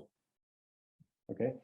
And you're not allowing it to destroy your respiratory tissue. I mean, it's actually kind of basically a preemptive strike. But a constant one. It's like imagine you got like a flamethrower on 24/7 or something like that. Just burning everything. Yeah. So it's the river. The river of fire. Anyway, don't worry about it. Chazal talk about the river. Okay, so Har Dinor, the Har Dinor, right? No, not the Har. What the hell am I talking? That's a mountain. Yeah. I'm trying to remember the term. Do you know what I'm talking about? This is from Torah. Yeah, this is a term that Chazal use. It might be from Tanakh actually, but how do you say river in Hebrew? River is. Oh my God. Why am I forgetting the? I know I'm losing. Like if you don't use it, you lose it. Nahar. Nahar Dinor, right? Okay. The Nahar Dinor, the river of anyway. So basically, that's what this prophylaxis does. So that's the primary reason to take it. Okay. Now, if you're quote unquote vaccinated, if you've taken the vaccine, you are not protected from COVID. You are not protected from COVID. Yeah. So that's why. That's the primary reason you need to take this protocol, because you're not protected from COVID. And there are people who take the vaccine and then they die from COVID. Surprise, surprise. Okay. Yeah. And I'm sorry like what's to say that, but the other day. Colin Powell. Colin Powell, yeah. So tens of thousands of people already. So basically, the other reason. Now here's where it applies to what you were talking about, okay? I know it was very long-winded, but hopefully it was useful. Okay, so it stands to reason. That's all I think we could say at this point, that the same prophylaxis protocol, which protects you from the COVID virus, may perhaps help mitigate some of the adverse effects that can occur when the virus interacts with the vaccine. Basically, it was explained to me that it would seem that a lot of the adverse effects occur when the virus actually interacts with the vaccine. Yeah. So it stands to reason that if you can prevent that interaction, you may delay or prevent or mitigate the adverse effects that may result from that interaction. So by killing the virus, you are perhaps delaying or preventing that interaction between the virus and the vaccine. It's almost like you're protecting the virus. Yeah, you're like creating a shield between the virus and the virus. You're protecting the vaccine from the virus. Yeah, it's not any sort of detox per se, but it's just a. It's not a detox, but the only reason I'm saying that is because that's the only thing that I am aware of, that I was made aware of, that may potentially help somebody who's vaccinated, who's quote unquote vaccinated. Okay, so I think that, I mean, hopefully that was, coherent what I just said. I'm not sure. Not with him, but with. And hopefully that'll be useful. So now we can get back to the main point if you want to. Yeah. So the idea as to why is it so hard to get people to look at, clear as day data? Yeah. Because no one wants to take responsibility. Most people don't want to take responsibility for their own situation. They're used to being led. They want to continue to be led. Yeah. They count on other people to do. Why do people? I heard an echo. Sorry, I just turned on okay. Sorry about that. I was just trying to link link our feed, whatever. So they want to rely on the experts, and then people don't want to know that the experts are not experts. Like they don't want to know that. They need to maintain that. Yeah. Somebody's out there's got to be an expert. That's their mentality, right? That the mentality is they wouldn't all be wrong, right? They wouldn't, and look, I don't want to be too hard on people because again, this is too good. This is too good, a job done on them, a psyop, whatever you want to call it. Yeah, it's fantastic. It's an expert psyop. It's incredible. Yeah, it's the same thing that the way you see people corral sheep. Yeah. Or corral, it's done expertly. You have to trick them, whatever. Yeah. There's ways to do it. It becomes a science and it works really well. So how much can you blame these people? Nope. Okay? So it's mysterious as to why some people are a little bit more awake and some aren't. Yeah. It's a mystery. What is this all leading to? What's the point of it? I don't know. Okay? Well, the element of, I can say for myself, the element of being a former Soviet citizen definitely helps. Even though I know former Soviet citizens who still got duped by this. But I don't know. I was just talking to a friend of mine, and she also didn't take the stuff, and she said that, yeah, this is par for the course for me. I don't follow the mainstream anyway, so this is just par for the course for me. And I'm like, yeah, I'm the same way. I don't follow the mainstream, and I'm just like a fringe person, fringe thinker. I've always been. You have to, for better or for worse. I can describe it a different way. I think that I know you to some extent, and there's a similarity in your way of looking at things. To me, I think, whereas I think in some ways it's passed off as sophisticated, but it's really just being very simple. In a sense where you just ask simple questions which shouldn't be controversial. They shouldn't be difficult to answer either. They shouldn't be difficult to answer, and it shouldn't be a big deal to ask them. It shouldn't cause chaos. It shouldn't cause the people to break out into hives when I ask these questions or call me names. Right. That's the problem. Right. So it's literally like, let me see if I can create okay, we have a comet headed straight from the Earth, right? Yeah. And you're like, you got your friend, your lawyer friend, or whoever the hell, is, and you're looking through the telescope. You're like, dude, I think there's a comet headed straight through the Earth. And he's like, shut up, man. You're like, yo, can you just look through the telescope? Yeah. Please, I don't need to look through a telescope. Just look through the telescope. Yeah. You look through a telescope. Oh, okay. So something's happening. Right? Well, you interpret that as a comet coming towards Earth. Well, you see that big rock getting bigger as it approaches. You don't know. That's from your perspective. You don't really know what's happening. Can I tell you that I mentioned this. I did a video on this. You know the movie They Live from 1988? Yeah, sure. Do you remember that scene where he's fighting the black guy? And he doesn't break the glasses. And he, yeah, no, but he's trying to get him to put on the damn thing, and Right, to right, see right, what right, he right. sees. And Right. yeah, and then the guy knows in the back of his mind, so he doesn't break the glasses. And then he finally puts them on, and he finally see, after that damn 6-minute fight, literally they filmed the whole fight. He finally sees what the guy sees, but it's like fighting people. You have to literally drag them, kicking and freaking screaming, So, to open their so, freaking eyes. so I think I just had a breakthrough. I think I just had one. We can kind of connect this to something that we touched upon before. You can pay me $150 for the psychiatric thing. No. I charge less than your brother. No, it's not. I didn't have a break. I'm sorry. I don't think I can help you, bro. I'm just saying in general. This, yeah, I think you're beyond help by now. I'm trying to help you, not you help me. We can help. Okay. No, I'm beyond. I'm way beyond help. I mean, nobody. But basically, remember we were talking about how, or we touched upon Rabbi Kessin, who was explaining how everything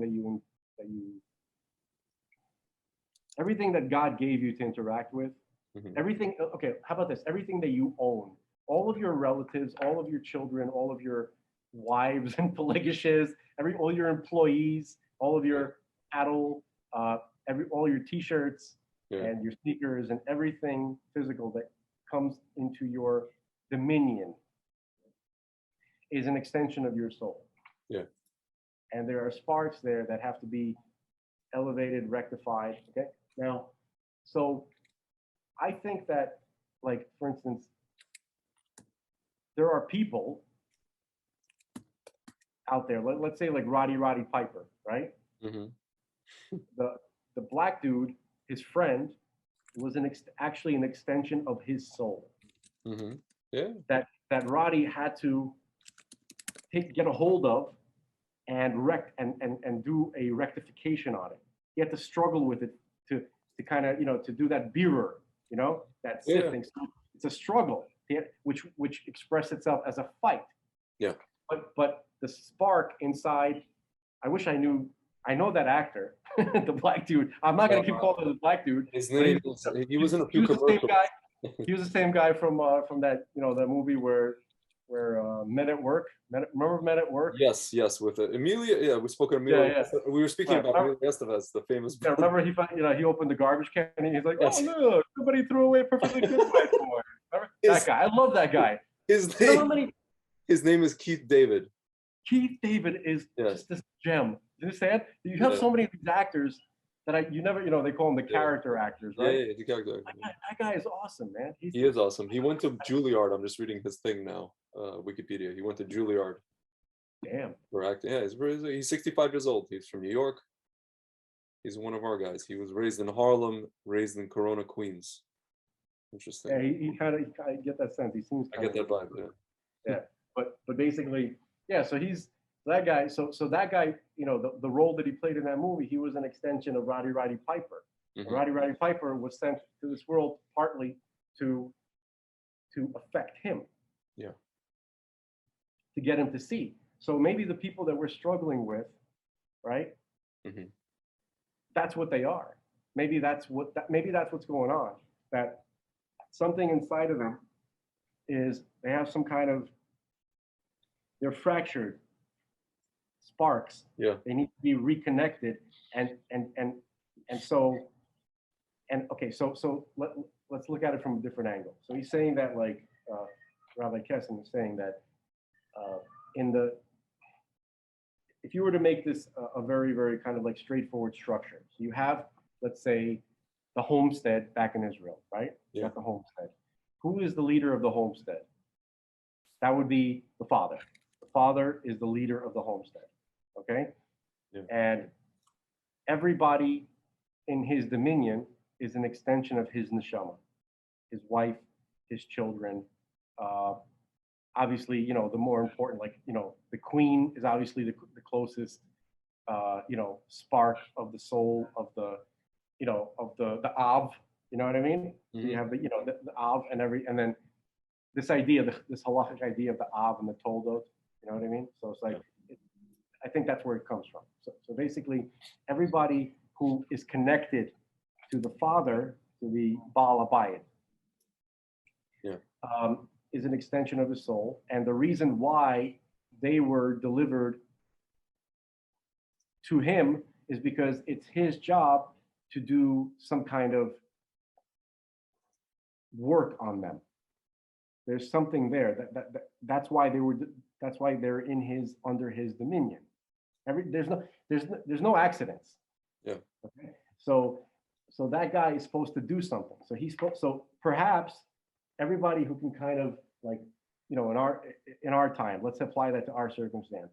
Everybody who can kind of see, you know, like your friend was saying, that I'm kind of, you know, I've never really been, you know, so it's par for the course. I've always been kind of like anti. So, or anybody who has just a basic mindset where you can kind of just have the most basic level of common sense and say, well, let's look at the data. Well, how come it's controversial to look at the data? Just basic common sense, right? If you have right now in this situation, at this time, in this place, if you have basic common sense, you are the Av of your homestead. Yeah. That's anybody. That's true. That's man, woman, Jew or Gentile, child or adult. Yeah. Anybody who has the common sense is the Av, is the father here. Yeah. Okay. And anybody in your dominion, meaning your loved ones or whoever it is that you're connected to, you gotta fight them.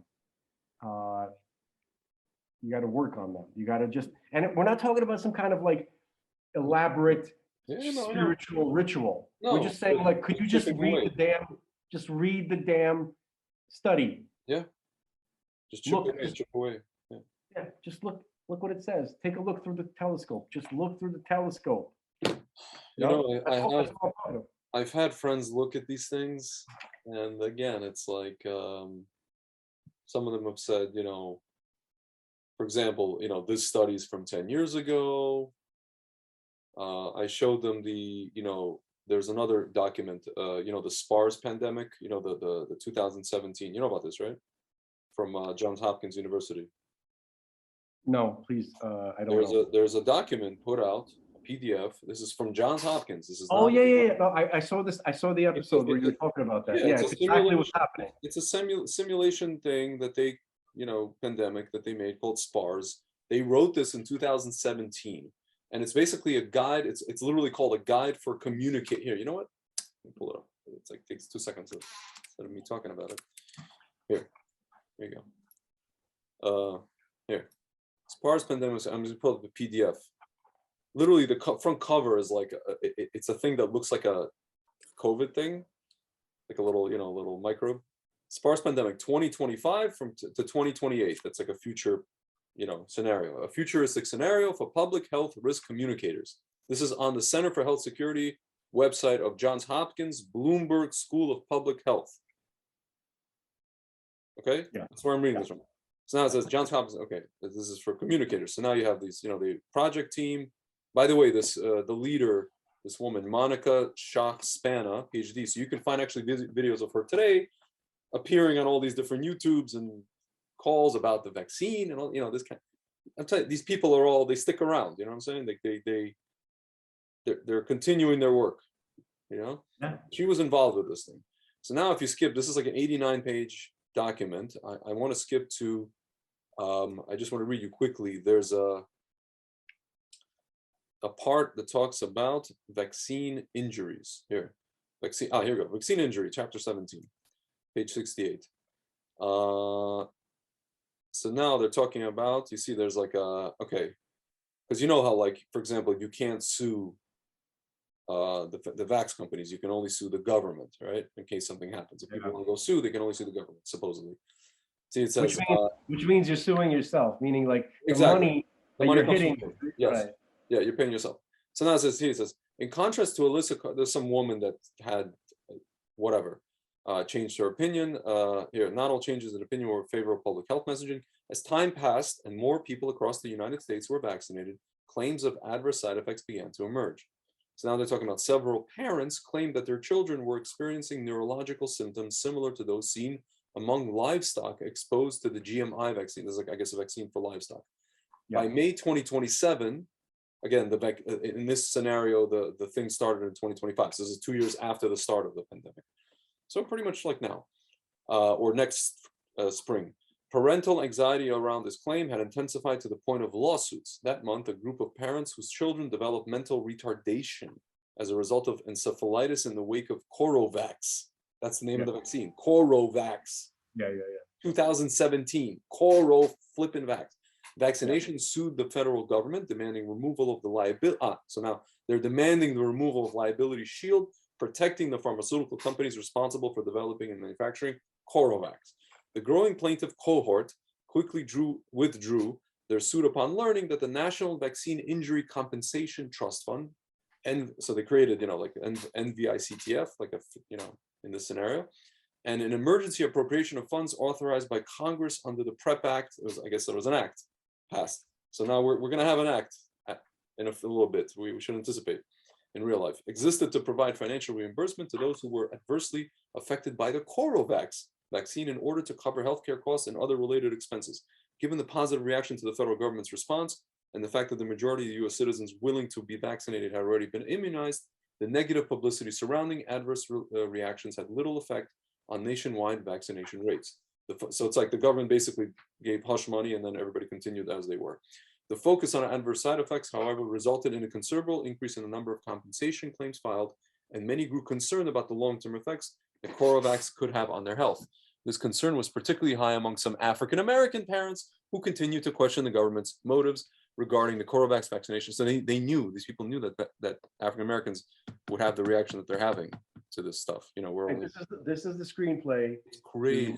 Everything going on right now, but what's amazing. Oh, so listen to that. I want to get to just once again, give me like 2 minutes. I want to read about the VAERS. There's a situation with the VAERS. While the FDA and CDC and other agencies are busy researching possible connections between Corovax, oh yeah, sure they were, and reported neurological side effects, their efforts were continually undermined by epidemiological analyses produced by various non-governmental individuals and groups. A popular science blogger, EpiGirl, like EpiPen, for example, this is like a fictional, began posting interactive maps of the incidence of Corovax side effects in April 2027. So that should be, in our case, 2022. To create the maps, EpiGirl collected anecdotes of adverse Corovax side effects using Facebook, Twitter, YouTube, and combined them with data downloaded from the VAERS system, in this case, HHS vaccine thing system, a national vaccine surveillance program maintained by the CDC and the FDA. EpiGirl also encouraged those among her subscribers who were Apple product users to share their health data via with her via Apple's Research Kit and Health Kit applications. So I guess these are applications that I don't know if Apple came out with them or supposedly could. EpiGirl's maps were consequently shared widely in social media circles and even included in local and national news reports. So it's like she was like this, wonder kid. The federal government became concerned about the validity of EpiGirl's anecdotal data and the widespread sharing of patient information via the internet. EpiGirl's data showed a significantly higher incidence rates of nearly every reported side effect. However, federal officials believe that this was largely due to duplicate entries resulting from compiling data from multiple sources. Additionally, EpiGirl's data did not seek to address the cause of reported side effects, only the incidence rate. Publication of similar results from organizations such as Patients Like Me, another fictional thing, a group closely associated with the new natural medicine movement, further legitimized these independent reports. The government attempted to respond to those claims through formal press releases, but these were neither as visually appealing nor as interactive as EpiGirl's maps and were therefore largely ignored. So now they see like that their PR is going to be like nobody's going to believe them. Yeah. When things start coming out. So anyway, you were going to say about this stuff. About what? I don't know. You were saying something. I just cut you off. Yeah, I don't. No, I'm just saying that. Well, just in response to this document that you're reading, it is they can get away with this because, and they could literally shove it in your face. Yeah, it's the same idea as that show. What was the show? The with Cusack you're talking about, right? No, the event. The event, right? Yeah. Like we're using that as an example, right? Like it's a similar idea. You put it out there, and no one is going to be like, no one's going to believe it. No one's going to be like, they wouldn't put this out there if there's anything to this. So they just hide it right in plain sight. In plain sight, yeah. In plain sight, and plus, you know what? It's probably not even that complicated as what I just said. Yeah. It's less complicated. They're just counting on nobody to read. Yeah, of course. People don't read. Or- Most people don't right, read. or to do any. They know that. Look, they've been working on this. When I say they, I'm talking about the Sitra Achra. Yeah. And all of its manifestations, and I'm not pointing anybody out specifically. Okay. So the Sitra Achra, it's a general term Yeah. that you find in Kabbalistic literature. It means the other side. It means the Yeah. side that is trying to thwart people who are trying to do God's will, basically. Okay. Yeah. So, so basically, they've been working on a situation where turning people into zombies. Okay, Yeah. turning their minds to mush, and they've been working on it for a long time, like Hollywood, the public school system. These things were carefully crafted to create the most mediocre, to cultivate the most mediocre minds. Yeah. Okay, or not to create mediocre minds, because to cultivate a mediocre consciousness. You know what Gary Vaynerchuk says, to get a little very, very simple? He says they're not trying to create entrepreneurs in his way that he says it. Creating consumers. They're creating workers, creating employees, yeah, and followers. That's basically Yeah. it. So, but you were saying. By the way, earlier you were going to mention that author. That Oh, lady Hannah Arendt. Yeah. Hannah, Go when ahead. you were talking about your brother's, the guy questioning your brother's motives with the whole $250 thing, I don't know if you know Hannah Arendt. Hannah Arendt wrote the book Banality of Evil, when she I learned that from you, from watching that. People forget about her. She was at the time, she was a controversial figure, but now kind of she's part of the grand anthology of Holocaust studies, let's say.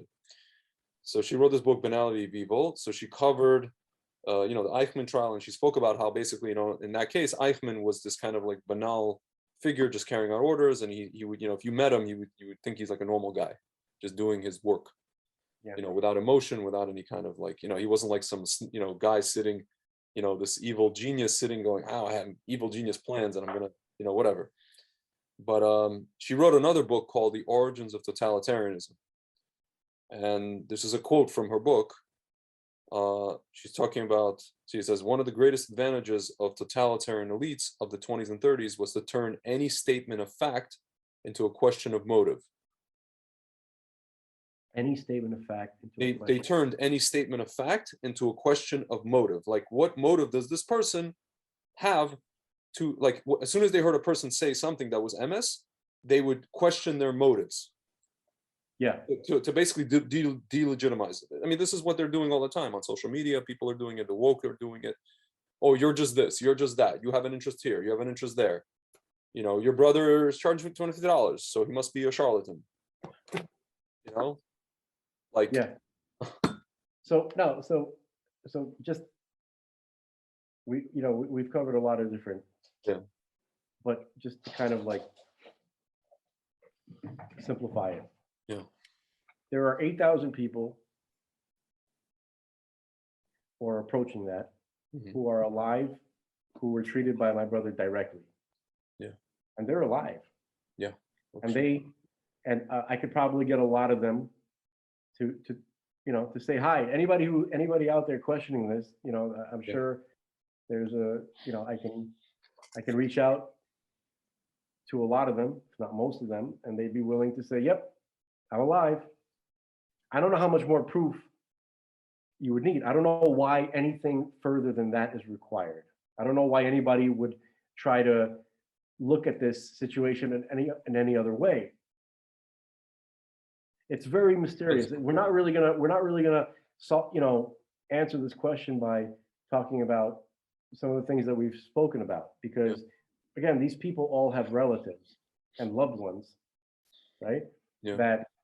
That under normal circumstances, they would want to figure out how to make sure to save them or to protect them, to keep them. And if that doesn't seem to be happening now. Yeah. So the situation that we're dealing with is we're not gonna figure it out. You know, like maybe you will, but not me, the brother, you know, the kind of screw up brother of a famous guy. I'm not gonna figure it out, but I could see some of the complexity. Okay. Right. You know, You can I know, offer this? yeah. Go ahead. Go ahead. No, you No, I go. was just Go gonna ahead. say it's there was a point in this whole process a few months ago. Whatever, like I did this.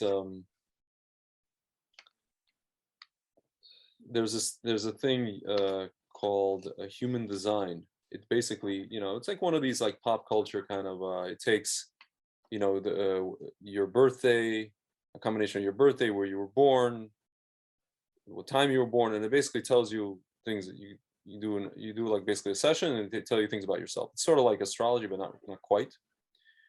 Sounds like Of that. course, it was Yeah. made by a Jew, of course. It was, right? You're saying it was made, but Yeah, the Jewish guy developed the system. So one of the things it said when I did the analysis, it said that when namely me, argue with people, or when I debate with people, it brings me out of my best self. Meaning, it makes me go out of my skin, and it brings me out of my best self, and therefore, it's not good for me to debate with people. And so when I did that session, after that, I was like, you know what, I should just stop debating with people about this issue, because, you know, Hashem is, at the end of the day, the emes is going to come out whether I'm the one pushing it on social media, or with, you know, talking to my friends about it or not. It doesn't matter. it matters.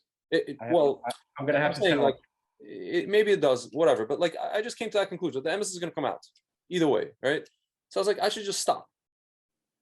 And then at some point, I don't remember when what happened, or why I did this.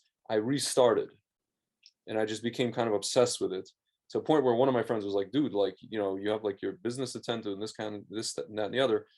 And no, and I'm like, "Well, listen, man, like this." At some point, I was just like, "Well, this kind of relates to my business, because this affects my parnasa, because of this, there were ships standing at sea, and I can't ship wine out. So that, yeah, man, I'm kind of fighting for myself. I'm not just posting random crap on the internet, you know, Okay. as some obsessed person. I'm participating maybe in some sort of, you know, bringing the emes to the world. Maybe, I don't know. No, no, of course you are. That shouldn't even be like a question. And I'm not trying to, you know, I'm not trying to pat you on the back, Yeah, patronize you. I'm just telling you that if you're talking to people, you're trying to give them the information, which, again, you're not preaching the gospel, right? You're not telling them yeah, to join a cult. yeah, You're just saying, can you please read this document? yeah, Or could you please, you know, look at this? They're admitting it. Like, just watch this video with Gates saying what he's saying. Like, he's literally admitting, just watch this, watch that. yeah, Just look, it's yeah, not even that hard. You know, there's no real room for interpretation. yeah, So you're not really trying to get them to accept your religion. You're just trying to show them, like, look, yeah, you see that big rock that's coming at us and it's getting bigger? yeah, That's all you're trying to do. I mean, that's yeah, not yeah, controversial. So anybody doing that is falls into that description. So yeah. I just wanted to say that I'm glad that you are doing what you're doing, and that you changed your mind about the debate, because um, I heard this. By the way, I didn't change my mind. I was just sucked in. But anyway, go on. Good, whatever the reason is, because you are gonna help someone. I guess. Someone is going to be affected by it. Really does matter, even if it's only one person. I know. You know, I know. You save, what's it called? You know, Talmud says. Yeah. what was that? There was like that No, I said the story. Talmud says you save. Save one One person, you life, you save save the the whole entire world. world. Yeah. There's a story in the same vein, a little bit different, but there was a bunch of like there was dolphins washed up on a beach. I think on the West Coast. I'm not sure. I'm not sure where it was. I don't know if the story is real, but you know, let's just say it is. And there was a lot of them washed up on the beach, and people. It was a horrible thing. It was like, you know, people were looking. They were standing at the beach, and they're like shaking their heads, saying, how horrible. And then some little girl, you know, started running up to one of the dolphins, and she was like pulling it. She was trying to pull it back into the water. And then she went and she pulled another one back into the water. And then this guy ran over to her. He goes, little girl, you know, what are you doing? Are you going to save all these dolphins? She's like, no, I'm not going to save all the dolphins. I'm going to save this one and that one. You know, like it matters to these individuals that I'm helping here, right? And so, and you know, I think that's what we're expected. Like, you know, God put a limit as to who we're going to be able to, you know, the potential that we have as to who we're going to be able to affect. But it's up to us, it's probably up to us whether or not we're going to meet that limit that he set. Yeah. No, that's true. like, That's true with Parnassa. That's a famous idea in Parnassa, you know? Yeah. So there's a certain, you know, there's a certain amount there waiting for you. And, you know, just so you have to, we have to, I have to, you know, so that's pretty much it. So it's, you know, that's reason enough to kind of still, you know, not to shut down in terms of I want to keep going, but I think it's been already an hour and a half. And I actually there's something that I need to tend to, but before I do that, I asked you this in the car when I saw you a couple of days ago, and I asked you what so to speak the end game was for all of this. Okay, so that could be the topic of I guess maybe like another separate video. But one thing that can I just add a possible, if it's okay with you, topic of discussion. I wanted to bring up the introduction of the Jews to Europe and Charlemagne. Yeah. Okay. And how it pertains to our situation now. Yeah. Because it touches upon some of the things you were worried about. Yeah. You know, so that's connected. That's connected. All right. So if anybody is interested in that. Yeah, of course. All right, man. No, oh, you're saying for the next video or now? Oh no, I thought you were telling me you had to go. I know, but I wanted to. If you wanted to get into that, you can. Yeah, no, I thought you were being like, you know, like. Well, sort of, no, it's sort of to end off on that. You know what I'm saying? All right. So what was the thing you wanted to talk about? Let's deal with that. I just wanted to, you know, I mean, it's a bigger topic. It's a bigger topic of what really the end game of this whole thing is, because it just seems like, I mean, listen, today we found out, I mean, this has already been news, but now they confirmed it. The NIH admitted that this whole thing was funded by, you know, the EcoHealth or whatever it is. Yeah, but since nobody is reading the news and nobody cares to, like, even when they admit it, nobody's listening. Yeah, I know. So, or if they do, or if they are listening, they write it all. You know, they do acrobatics to say that it's BS. Yeah. Okay. So. Yeah, I mean, what is it? What do you think it's going to have to take? It's going to be something like monumental, that for people just to, like, you know, like. It's going to be. I don't want to, you know, I don't want to say it. I don't want to give it a Kaylee. Yeah. You know, I guess that idea, like, I don't want to say it to kind of, by talking about it, you can give it more life. Yeah. So I don't want to do that. But what is it going to take? Yeah. I keep coming back to this. It's going to take a supernatural intervention. Yeah. Now, I don't know, and I'm not trying to be facetious. I'm actually being 100% serious. I'm like, there's no, like, I'm not being like, yeah, you know, when the cows fly or something like that. I'm literally saying, yes, when the cows fly. Yeah. Okay. Because the cows need to fly, because it's required. Yeah. Because is God gonna allow, first of all, is God gonna allow the entire world to suffer the adverse effects? Is that really what's gonna happen? Well, one of the things that, you know, what is it? The scariest parts of it, I guess, what Yehezkel or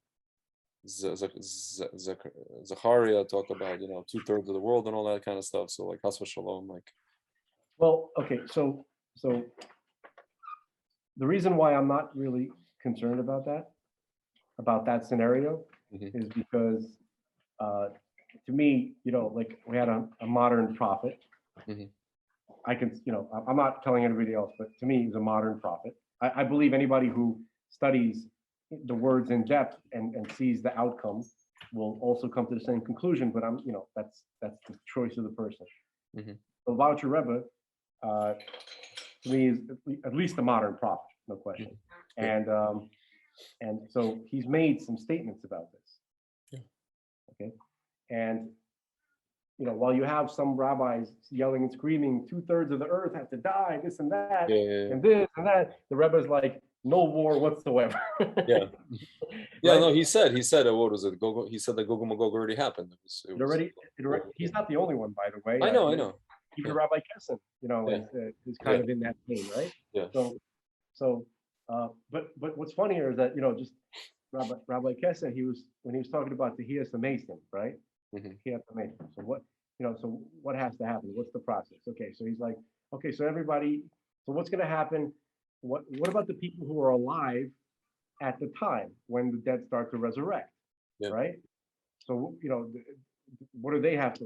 What has to happen to them? So he normally says, well, they have to die for like a second or like 2 minutes, and then they're back. They get resurrected. The Rebbe, nobody has to die. Nobody, Yeah, no, not one person.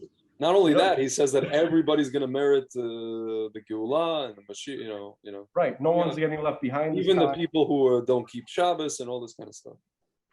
Yeah, because and if you read, and he doesn't just say it, he explains it in depth as to why, like in such unbelievable, such masterful, in such a masterful way with all the sources. And anyway, but Yeah. so I recommend checking out what the Rebbe has to say about this. I'll leave it at that. Okay. Yeah. So I'm not very much concerned about the world dying. So that's why I hear. I guess that would be the primary reason why I see that it would be a supernatural intervention. Now, when I say supernatural, I'm not being specific. Did you want to say something? No, I was just gonna say it'll be supernatural by way of. I think it'll be supernatural but by way of supernatural in the sense that it will happen very, very fast, but it will be by way of just natural That's because machinations.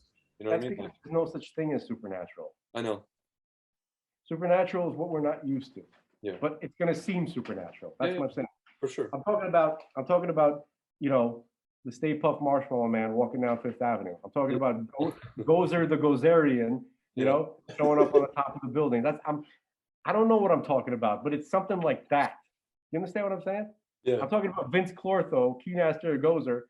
I'm talking about you know what I mean? Yeah. What else? What else is in that vein? Something. Like stuff you see in the Marvel movies. Yes. I guess. The Optimus Prime. Yeah. I don't know what it's going to be like, but it has to be. I have a suspicion of what it is. You mentioned the whole thing about people who were Chas v'Shalom going to be almost nifter, and then they're kept alive, or they're healed and revived, and then you mentioned that like they would telepathically understand that like something's up. Well, that there's a problem. Finally, they would be convinced. Right. I think that's the worst case scenario, by the way, in my mind. Yeah. Where it has to get to that point where the people who are there, like God will allow the natural course of events to go just as far, just to get to the brink, to understand the brink. What when they are like at the brink of death, and they see everybody else around them is at the brink, and then when they finally understand that they were screwed over, and not just them, that everybody was screwed over, because they see it happening on a massive scale. When they're brought back from the brink, it will be absolutely positively clear to every single person that you can never ever trust any of the institutions of man again. Okay. And so, but I'm not hoping for that. That's like the worst case scenario in my mind. I'm hoping for something much better. Yeah. And this is where, you know, I can get into this if you want to, but you know, it's gonna be weird. You know what? Let's do a separate thing. Broadcast on that. I want to end off with something funny that came across my WhatsApp, one of my groups that I'm in. I don't know what this. I'm assuming this is from Babylon B. That, you know, the headlines, the satire newspaper. Finally, like the Onion, right? Like it's sort of, yeah. They showed a picture of a homeless guy in San Francisco, and there's two cops standing next to him, above him, and it says, "Finally, San Francisco to require proof of vaccination to poop on the sidewalk." Yeah. Anyway. Man bites dog. Anyway, so basically, yeah. We covered a lot, man. We covered a lot. This one was a little bit more, I don't know. It didn't have that, you know. Well, we weren't as raw as we yesterday. We were very raw, and a lot of people. Some people actually just wrote to me that like they heard the video in one of my groups, and they're like, "Yo, why did you guys have to like curse?" And I'm like, "I don't know. Whatever. That guy. F that guy." It's like from, you know, people in Flatbush. They're like, yeah, this one. Yeah, here. Did the people laugh when you said what you said? Did the people laugh when you say what they say? Yeah. Did you get paid? Yes. So tell Bill to have a Coke and a smile. Shut the F up. Okay. So that jello pudding eating MF. Yeah. Anyway. Yeah. So basically, yeah, man. You know, you could do this, whatever you could do tomorrow, later. It's all up to you. Cool. All right, man. Thank you for having me. This is dude. Thank you for appearing again, because yesterday we spoke. I mean, you didn't know that I was recording yesterday, but dude, to me, this is not like, I'm not doing anything profound. I'm just talking to my buddy. Yeah. And apparently, there's like 7 people out there who partially think it's interesting. That's okay. Yeah. It'll be more than that for sure. I can guarantee you. But listen, yeah. At the end of the day, it's one of those things. You're talking. It's a talking to the buddy situation, but it's like the discussion is. I don't know that people are having this. Maybe they are. Who the hell knows? The discussion about this issue on this kind of level or plane of existence. I don't think. You know. I don't know. I don't know if anybody in the frum world, besides maybe like Rabbi Kessin, who just talks into a camera. Or let's say, well, to his students. But apart from that, there's nobody really talking about this in the way that we are, I don't think. You know, Rabbi Kessin, he doesn't watch it. Like, it's easy for him because he you know, he doesn't watch, he never looks at the computer or the TV or anything ever. Yeah. And so it's, you know, in that sense, it's easy for him. Yeah. Be himself, and that's it. Precisely. Yeah. As much as, even though he does ask me when I speak to him, how many views did the last thing get? Because he doesn't even look at YouTube. He doesn't, you know. Right. And he can't, you know, he cares about that stuff. He cares about the statistics and all these things. No, he doesn't care about that. He just wants to know whether or not it's making an impact. That's all. Yeah, that's true. He doesn't know anything about the Nielsen. Nielsen ratings. Yeah. Yeah. It's funny. Prime time, you know, Sweet Week. Yeah. Sweet. Oh my God. You and I feel like you and I were like old enough to know these, you know, like we remember a time when we had like TV Guide and like all this like pre-internet stuff that you had to like go and look at and like I don't know. Remember you were like collect like basketball cards? Yeah, I still have like hockey cards and like all this kind of stuff. But you'd have to buy like this magazine, which told you their value, and it came out like twice a year or something like that. Exactly. I feel like we are the Xennials. We're like the generation that transitioned from like just what I like to call antiquity into the tech age. So I'm grateful not to be. I'm very, very grateful not to be 20 now. Same. Or not even to be 30. Same. Because you don't. Oh man, you're gonna love. I highly recommend watching Black dude reaction videos to 80s, to like Billy Idol Yeah. videos and stuff like that. Yeah. That is better than Prozac. It's like people finding artifacts that they never knew about. Right, and loving it. Yeah. Like, what? Yeah. This is off And, the hook. and not only that, and then realizing that half of the hip hop they listen to is sample from that. Yeah. The millennial black dudes love everything that I love. Everything. I don't even want to hang out anybody but these kids. You understand? Yeah. Because you know why? Because it's like you can like live it over again. You know, like you know when you can hang out with them in the next riots. Just go outside and you'll hang out with them. Go to downtown. No, that's not the ones who I'm talking about. The ones that I'm talking about wouldn't be rioting. All right. We're talking about good kids here. You know what I mean? We're talking about like that's what you think, but I'm not kidding. That's what it looks like to me. You know, at the risk of getting ourselves in deeper trouble with social I don't media. give a shit. Look. Can I get? I just wanted to make a comment, which I really want to make sure that I'm in a lot of trouble right now. Okay. It's very important to me. So, how would you define racism? How would you define that? We have to define our terms. At this point, I have no flipping clue. Okay, can I tell you how I define it? Okay. A racist person, in my view, is somebody that looks at another human being and says, because of their physical characteristics, they are inferior to me. Is that makes sense? I always thought that was the definition of it. Makes sense. Yeah. That's yeah.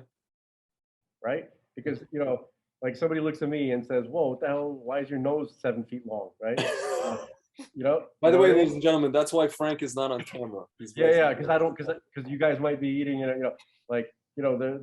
all you'd see is a nose. I'd rather have you look at my giant nose, and if they've got two giant noses on the screen, people will just not look at all. If Greg would have had a more conventional nose, perhaps you could have been able to deal with me. But you can't. Two is too much. You know what I mean? Funny, yeah. Two alpha noses is not going to work. So basically, no. So somebody says, look at your Jewy nose, man. And they think that they are superior to me because of the physical characteristic. That would be racism, right? Yes. So anything of that nature to me is racism. Now, I am a cultural chauvinist, definitely. Yeah. I definitely. That's what Shapiro says. He says what is it? He talks about ideas. Ideas are better than others. That's like Gavin McInnes and the Proud Boys. They are Western. They call themselves Western chauvinists. Yeah. Everybody. They're black, Asian dudes and Puerto Rican. The guy who runs it is a Latino guy. Yeah. The guy who started it. They called him Dante Nero. He was the high priest of the Proud Boys. He's a black dude, right? Yeah. And Dante Nero is just an extension of Patrice O'Neill. Yeah. And essentially, Patrice O'Neill is really the true founder of the Proud Boys. Biggest black guy ever, right? He's like their Yoda. He's their Yoda. He's my Yoda. Patrice O'Neill's my Yoda. What do you mean their Yoda? He's my Yoda. I love that man. Anyway, that him and Norm Macdonald and Don Rickles hurt.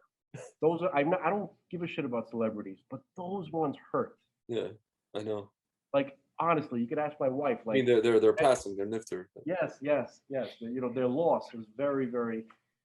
Anyway, so basically, I don't want to get into that, but so Western. I am a Western chauvinist completely. I do believe that the Jewish people made a considerable contribution to Western civilization. Okay, even though there's elements of Eastern civilization too, and definitely there are cultures that are stupid and shitty, absolutely, and other cultures are definitely better. For instance, here's how you know if your culture is shitty. How do you kill people? How do you what? Kill? Do you kill people? Right? Do you kill people? How do you punish offenders? Yeah. Do you rape them and kill them? Oh, in what way do you do that? Okay. Yes. What is your method for dealing with people who offend your sensibilities? Yes. Do you honor murder them? Yeah. If so, your culture is shit. Yeah. Okay. You have a shitty culture which should die. You're okay. You're a human being. You got the the divine attributes that Tell God them of gave a you. team. Yeah. Yeah, but your culture sucks. Anyway, so I'm totally, you know, if you call that a racist, then I'm a racist. And here's the other thing. I have this issue. There are people who think I'm a racist, and I enjoy them thinking that I'm a racist. I enjoy it. Because, you know what? I don't know what it is. It's like, all right. So I don't believe that any human being is physically inferior or superior to another human being at all. Yeah. When I see Any individual. any individual, right? When I see a human being, I see the same potential. I see all the godliness that that person was imbued with. Anybody, doesn't matter where they're from. Okay. I spoke to a dude. It was amazing. I consider it like an amazing experience. I spoke to, when this whole thing started, a guy called me from Papua New Guinea. Well, You my know, uncle used to go there on business. what? Strangely enough. Yeah, he used to go back in the day in the 90s. He used to go there on business. I don't even know why. Don't ask me how. Don't ask me why. This guy called me from Papua New Guinea. That is the most distant possible land. Like in terms of like culture, I can't imagine a more different type of culture. And yet I was speaking to a human being with all the divine attributes that I was given. Same exact thing, right? But his culture sucks, by the way. It sucks. Yeah, that's that guy's culture sucks. even though, did you see those guys, the tribesmen who were saying Shema Israel in Papua New Guinea? Yes, I saw So that. apart from that, his culture sucks. Right. Right. At least they got the Shema part down. So that's good. Yeah. Good for them. That's what I'm saying. So I think that the people who live in Western civilization understand that it relatively speaking has been the best so far. Yeah. So far in its contribution to the quality of life and all types of advancement. Okay. Now, I sometimes enjoy when some people think I'm a racist because those are the type of people who are always trying to put you on the defensive. You know what I'm talking about? Yeah. They're always questioning you as if they're coming at you from the high ground. Yeah, I know. They're automatically It's more moral high ground. the moral high ground. You Yeah. know what I mean? Yeah. You say something which goes against the whatever the latest woke narrative is, Mhm. right? And all of a sudden, you know, you are immediately looked upon as something. And then when you're constantly trying to prove like, no, I'm not a racist, right? No. That feels like mental oppression to me. Yeah, it is. Yeah, it's I call it conversational fascism. Yeah. That's what it is. So I would prefer that person actually think that I was a racist and I get a kick out of it. Yeah, because there's no other there's no other alternative. Right. Well, The only person that I would care whether or not, you know, they actually thought I was a racist would be somebody I like Yeah. my friend, Exactly. you know? For sure. And but so I've actually been in situations like that where, you know, I was completely like a dick to one person and then the other person's like, what the hell? You're like, and I had to explain to him on the side. I'm like, look, I hate that bitch. Okay. She's driving me crazy and she's trying to put me in a corner. So I'm just fighting back in this other way. I mean, I'm just playing a game, but I don't know if I'm explaining this coherently, but I don't know if I can makes sense. do better now. I get it.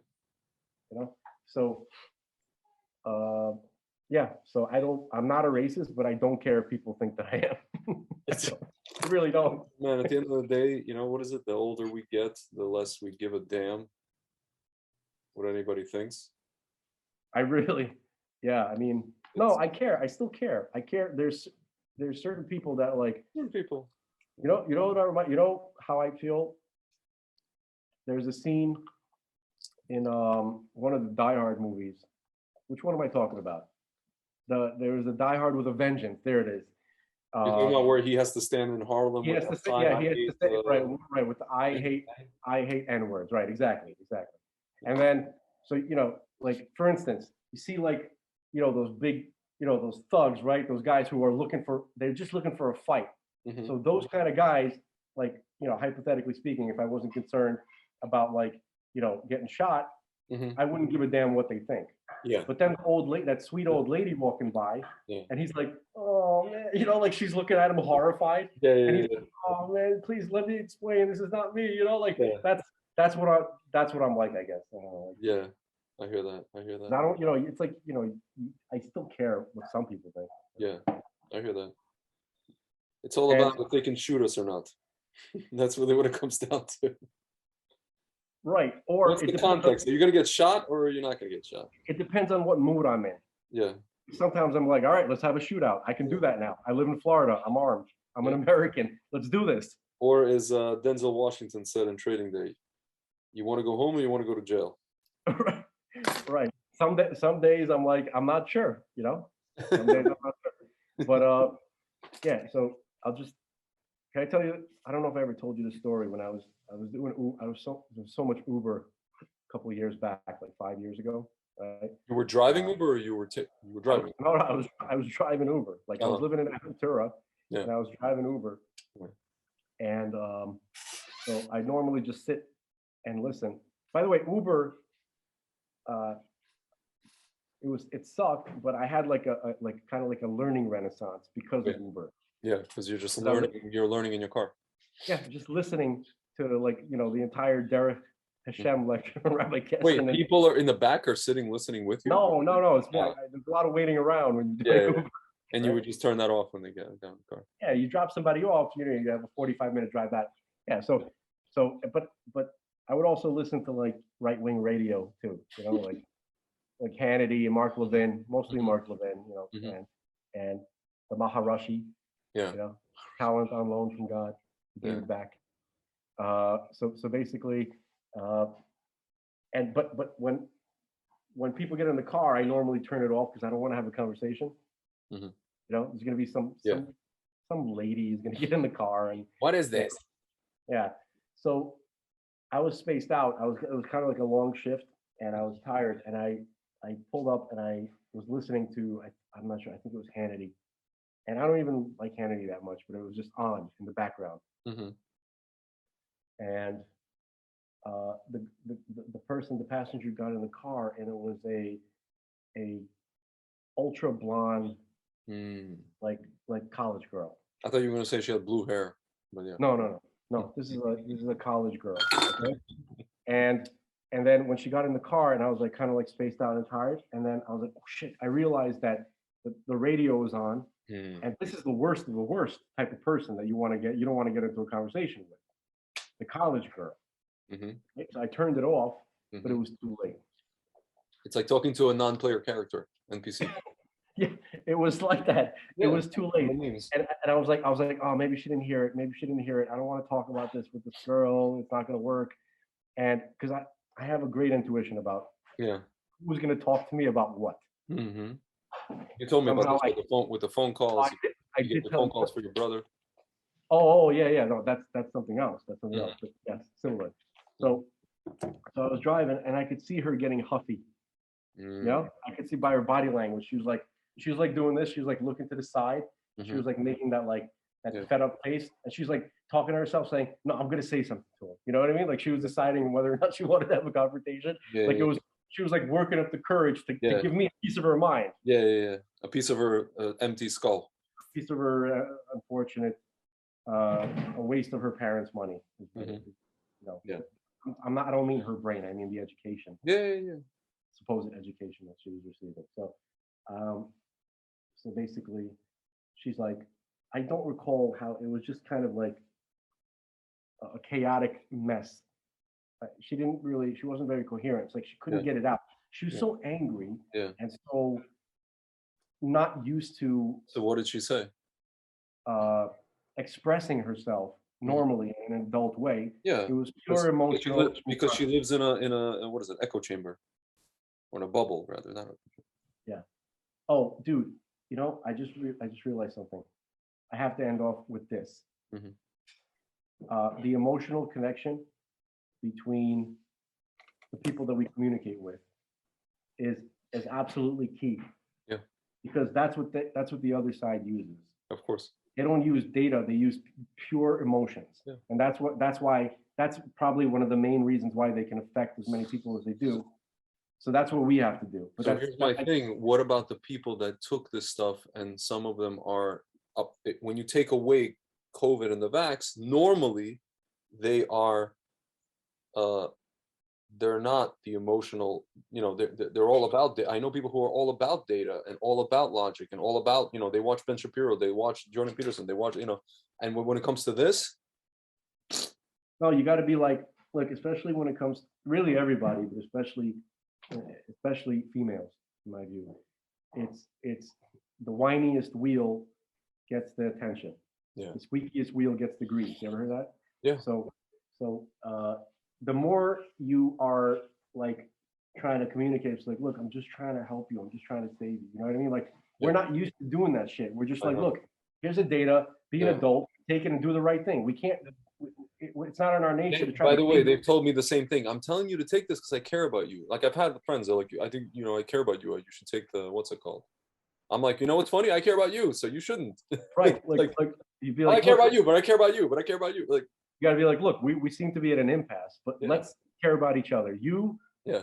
But first, look at the data that I'm about to show you. You know what I mean? Like, try to be crafty and tricky. Try to be charming. I always tell them like this. I always say, notice all the stuff. Like, I always tell them, like, you know that for some reason they know that the mainstream media, these are people who know that the mainstream media lies about everything else, right? Yeah. And they know that the alternative sources are usually saying MS, and they've read the alternative sources about every other issue. And I said, listen, this is the same thing here. Follow the money. I tell them, follow the money. Look who's making money and look who's not, even if they're charging people, like your brother, right? and that gives you your answer. Look what's being reported and look what's being hidden.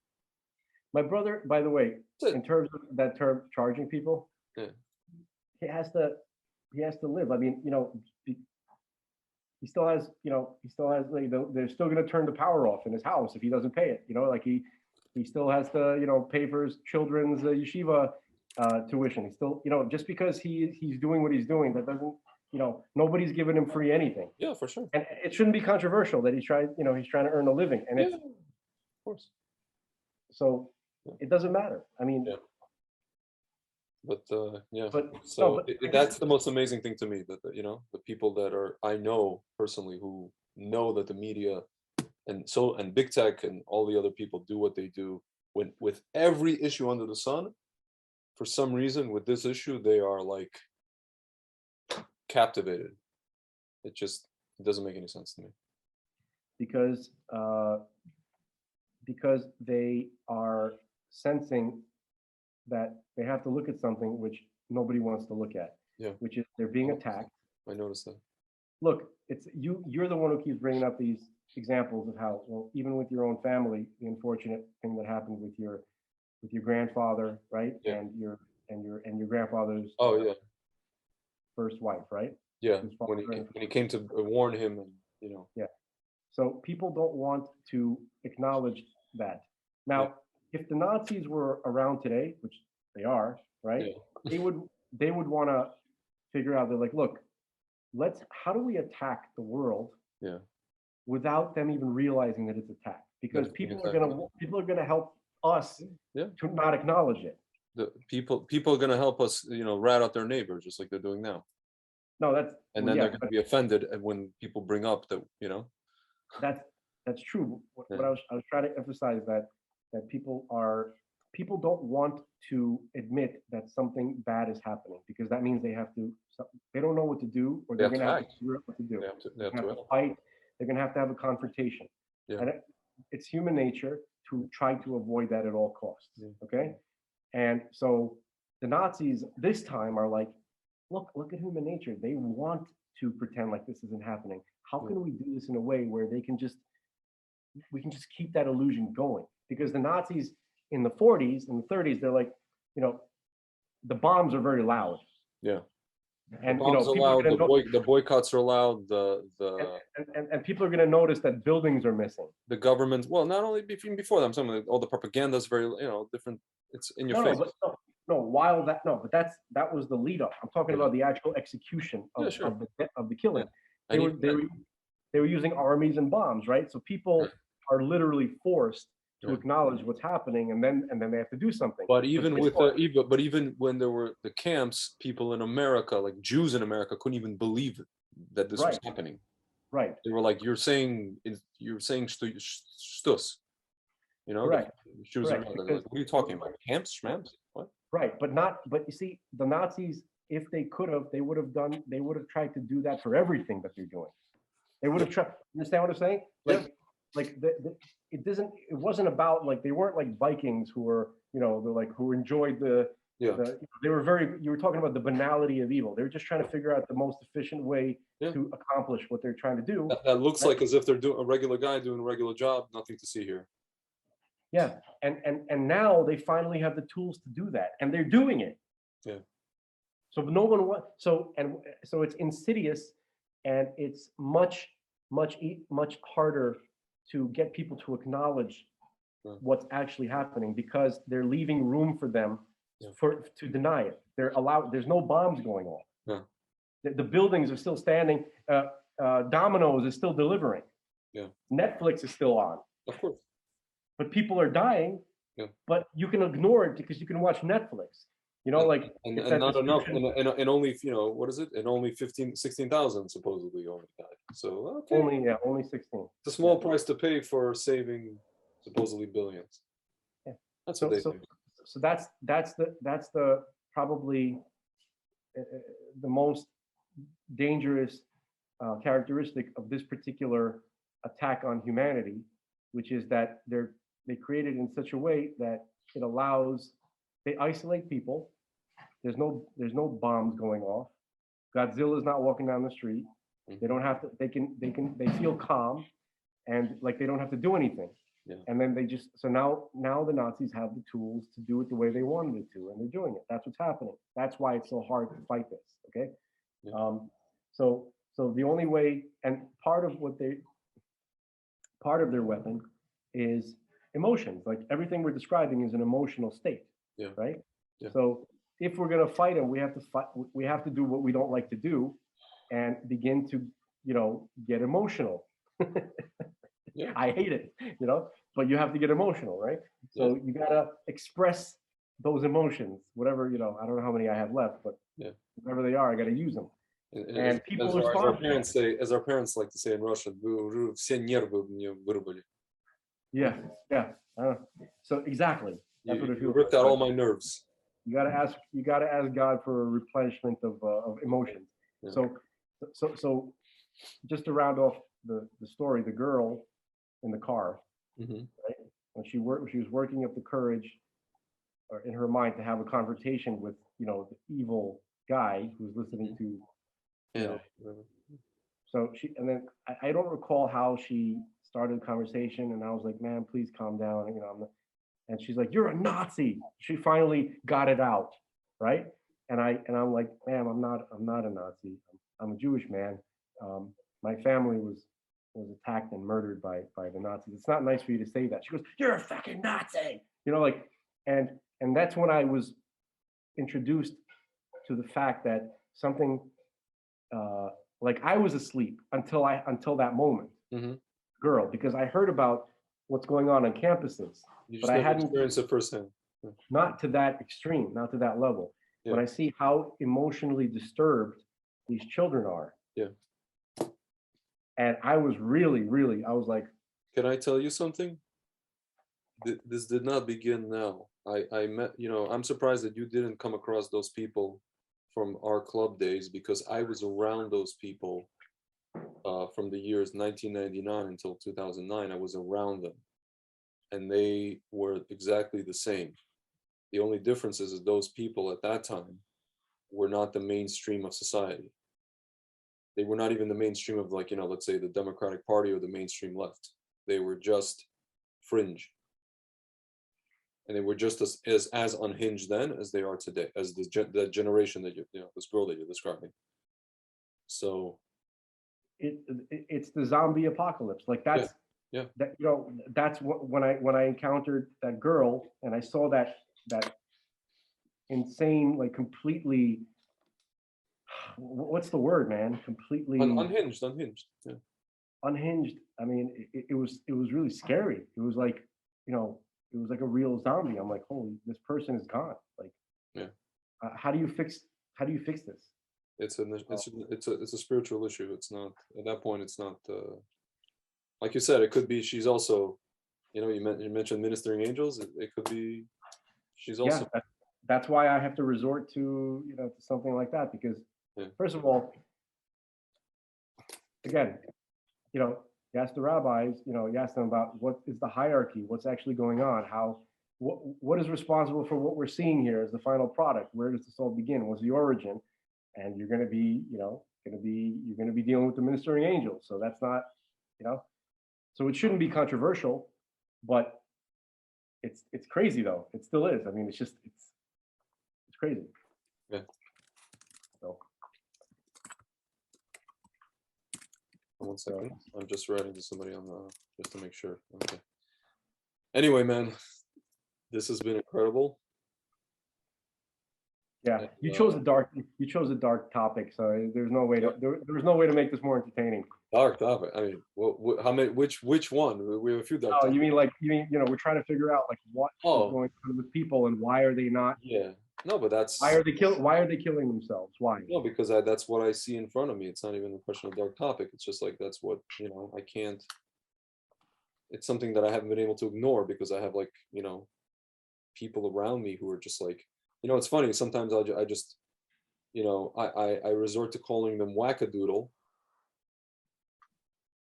for just to I guess explain their behavior, but then I'm just like instead of insulting them, I have to have pity. Yeah, it's not easy. Yeah. It's not easy because sometimes the natural reaction is like you're tricked. You're like, this person is normal and they're just being a douchebag. Yeah. But then you realize sometimes no. Yeah. No, they're not normal. They're not. Something's not right here. Yeah. Like the kid that told you the government hates me, but I take it anyway. Like you were so stunned by that, right? Like yeah, it's a similar feeling. The Haredi kid, yeah, and Karki Kartsion. Anyway, man, it's been real. Yeah. I hope the audience, however many watched this, were able to watch us, enjoyed it. Who, Dennis? That one? Dennis? Who's it? I don't know. I don't know. I just came up with a random name. Like one guy watching. Probably his name's probably Dennis or Alex or something. No, it's a whatever. Yeah, people watch. I have like I see these regular the names that pop up like the regulars I call them. Yeah.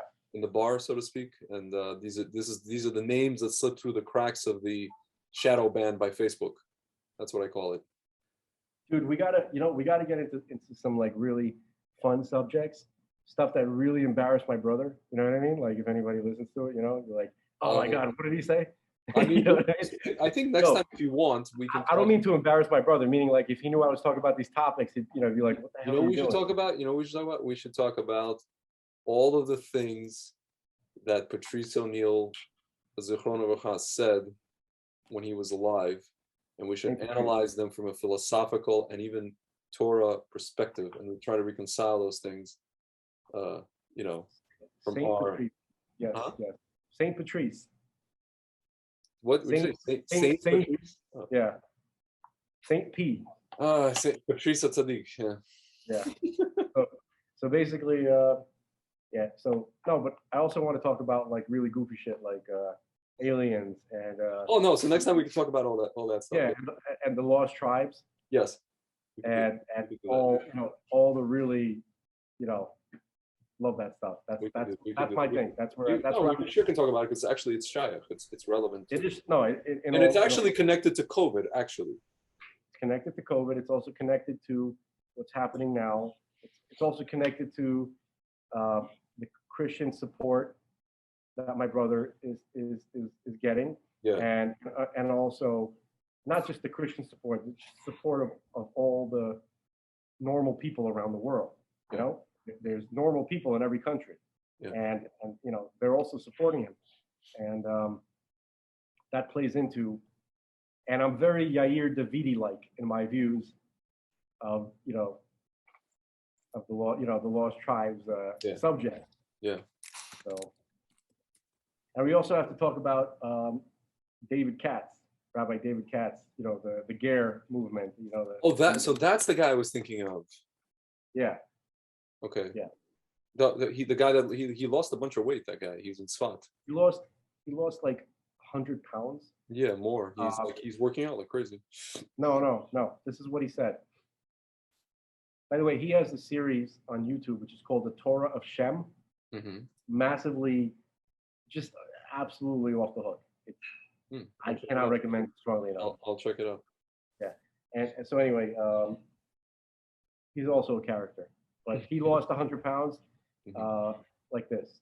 He said, "Look, it's a fact of physics that 3,500 calories is 1 pound of fat. Mm-hmm. If you remove 3,500 calories from your diet in the course of a week, you will lose a pound per week." That's the entire premise. That's all. It's literally that simple. It's just that simple. Sometimes it's just that simple. And he followed through. Amazing. Anyway, man, I see that the actual live feed of Facebook is finally, I think the algorithm was triggered after 2 hours. The Zelenko algorithm, what I call. Yeah. So, yeah, man. That's our cue. So tell the folks at home what's up for next time. Ladies and gentlemen, I guess I don't know if we'll be able to talk because tomorrow's a little bit of a tricky day. It's Erev Shabbos.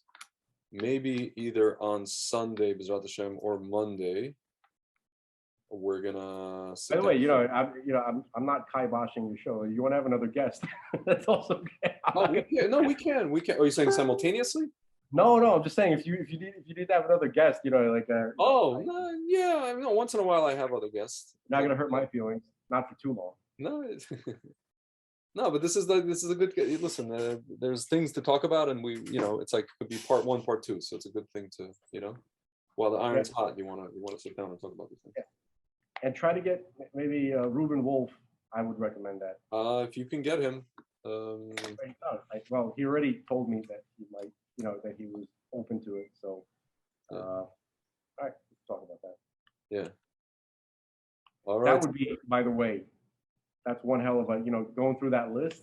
Yeah. Oh, we'll do that too, ladies and gentlemen.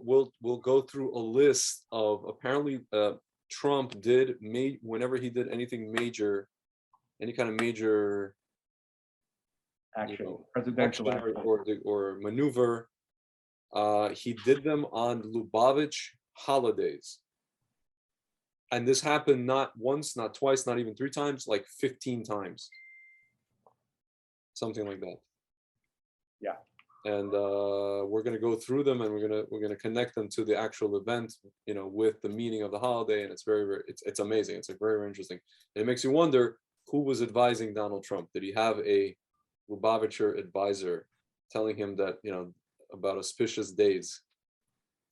But we know that it's not really possible because some of the dates that occurred, they were out of his control. It was like the date when he was acquitted, the date when he was brought up on charges. Correct. That means everybody else would also have to have the same Lubavitch advisor. That doesn't make. That's correct. And then that's when you said when Trump went away that's when the Rebbe disconnected his. Whatever it was, Trump. Yeah, that's what I think. I think Trump was, became a tool of Rebbe. An inadvertent shliach of the Rebbe. Interesting. Amazing. So we're going to talk about that. B'ezrat Hashem. And for now, we'll sign off. We'll say Shabbat Shalom. And thank you very much, Mr. Ephraim Frank Zelenko. Got it, man. And Fun. Yeah.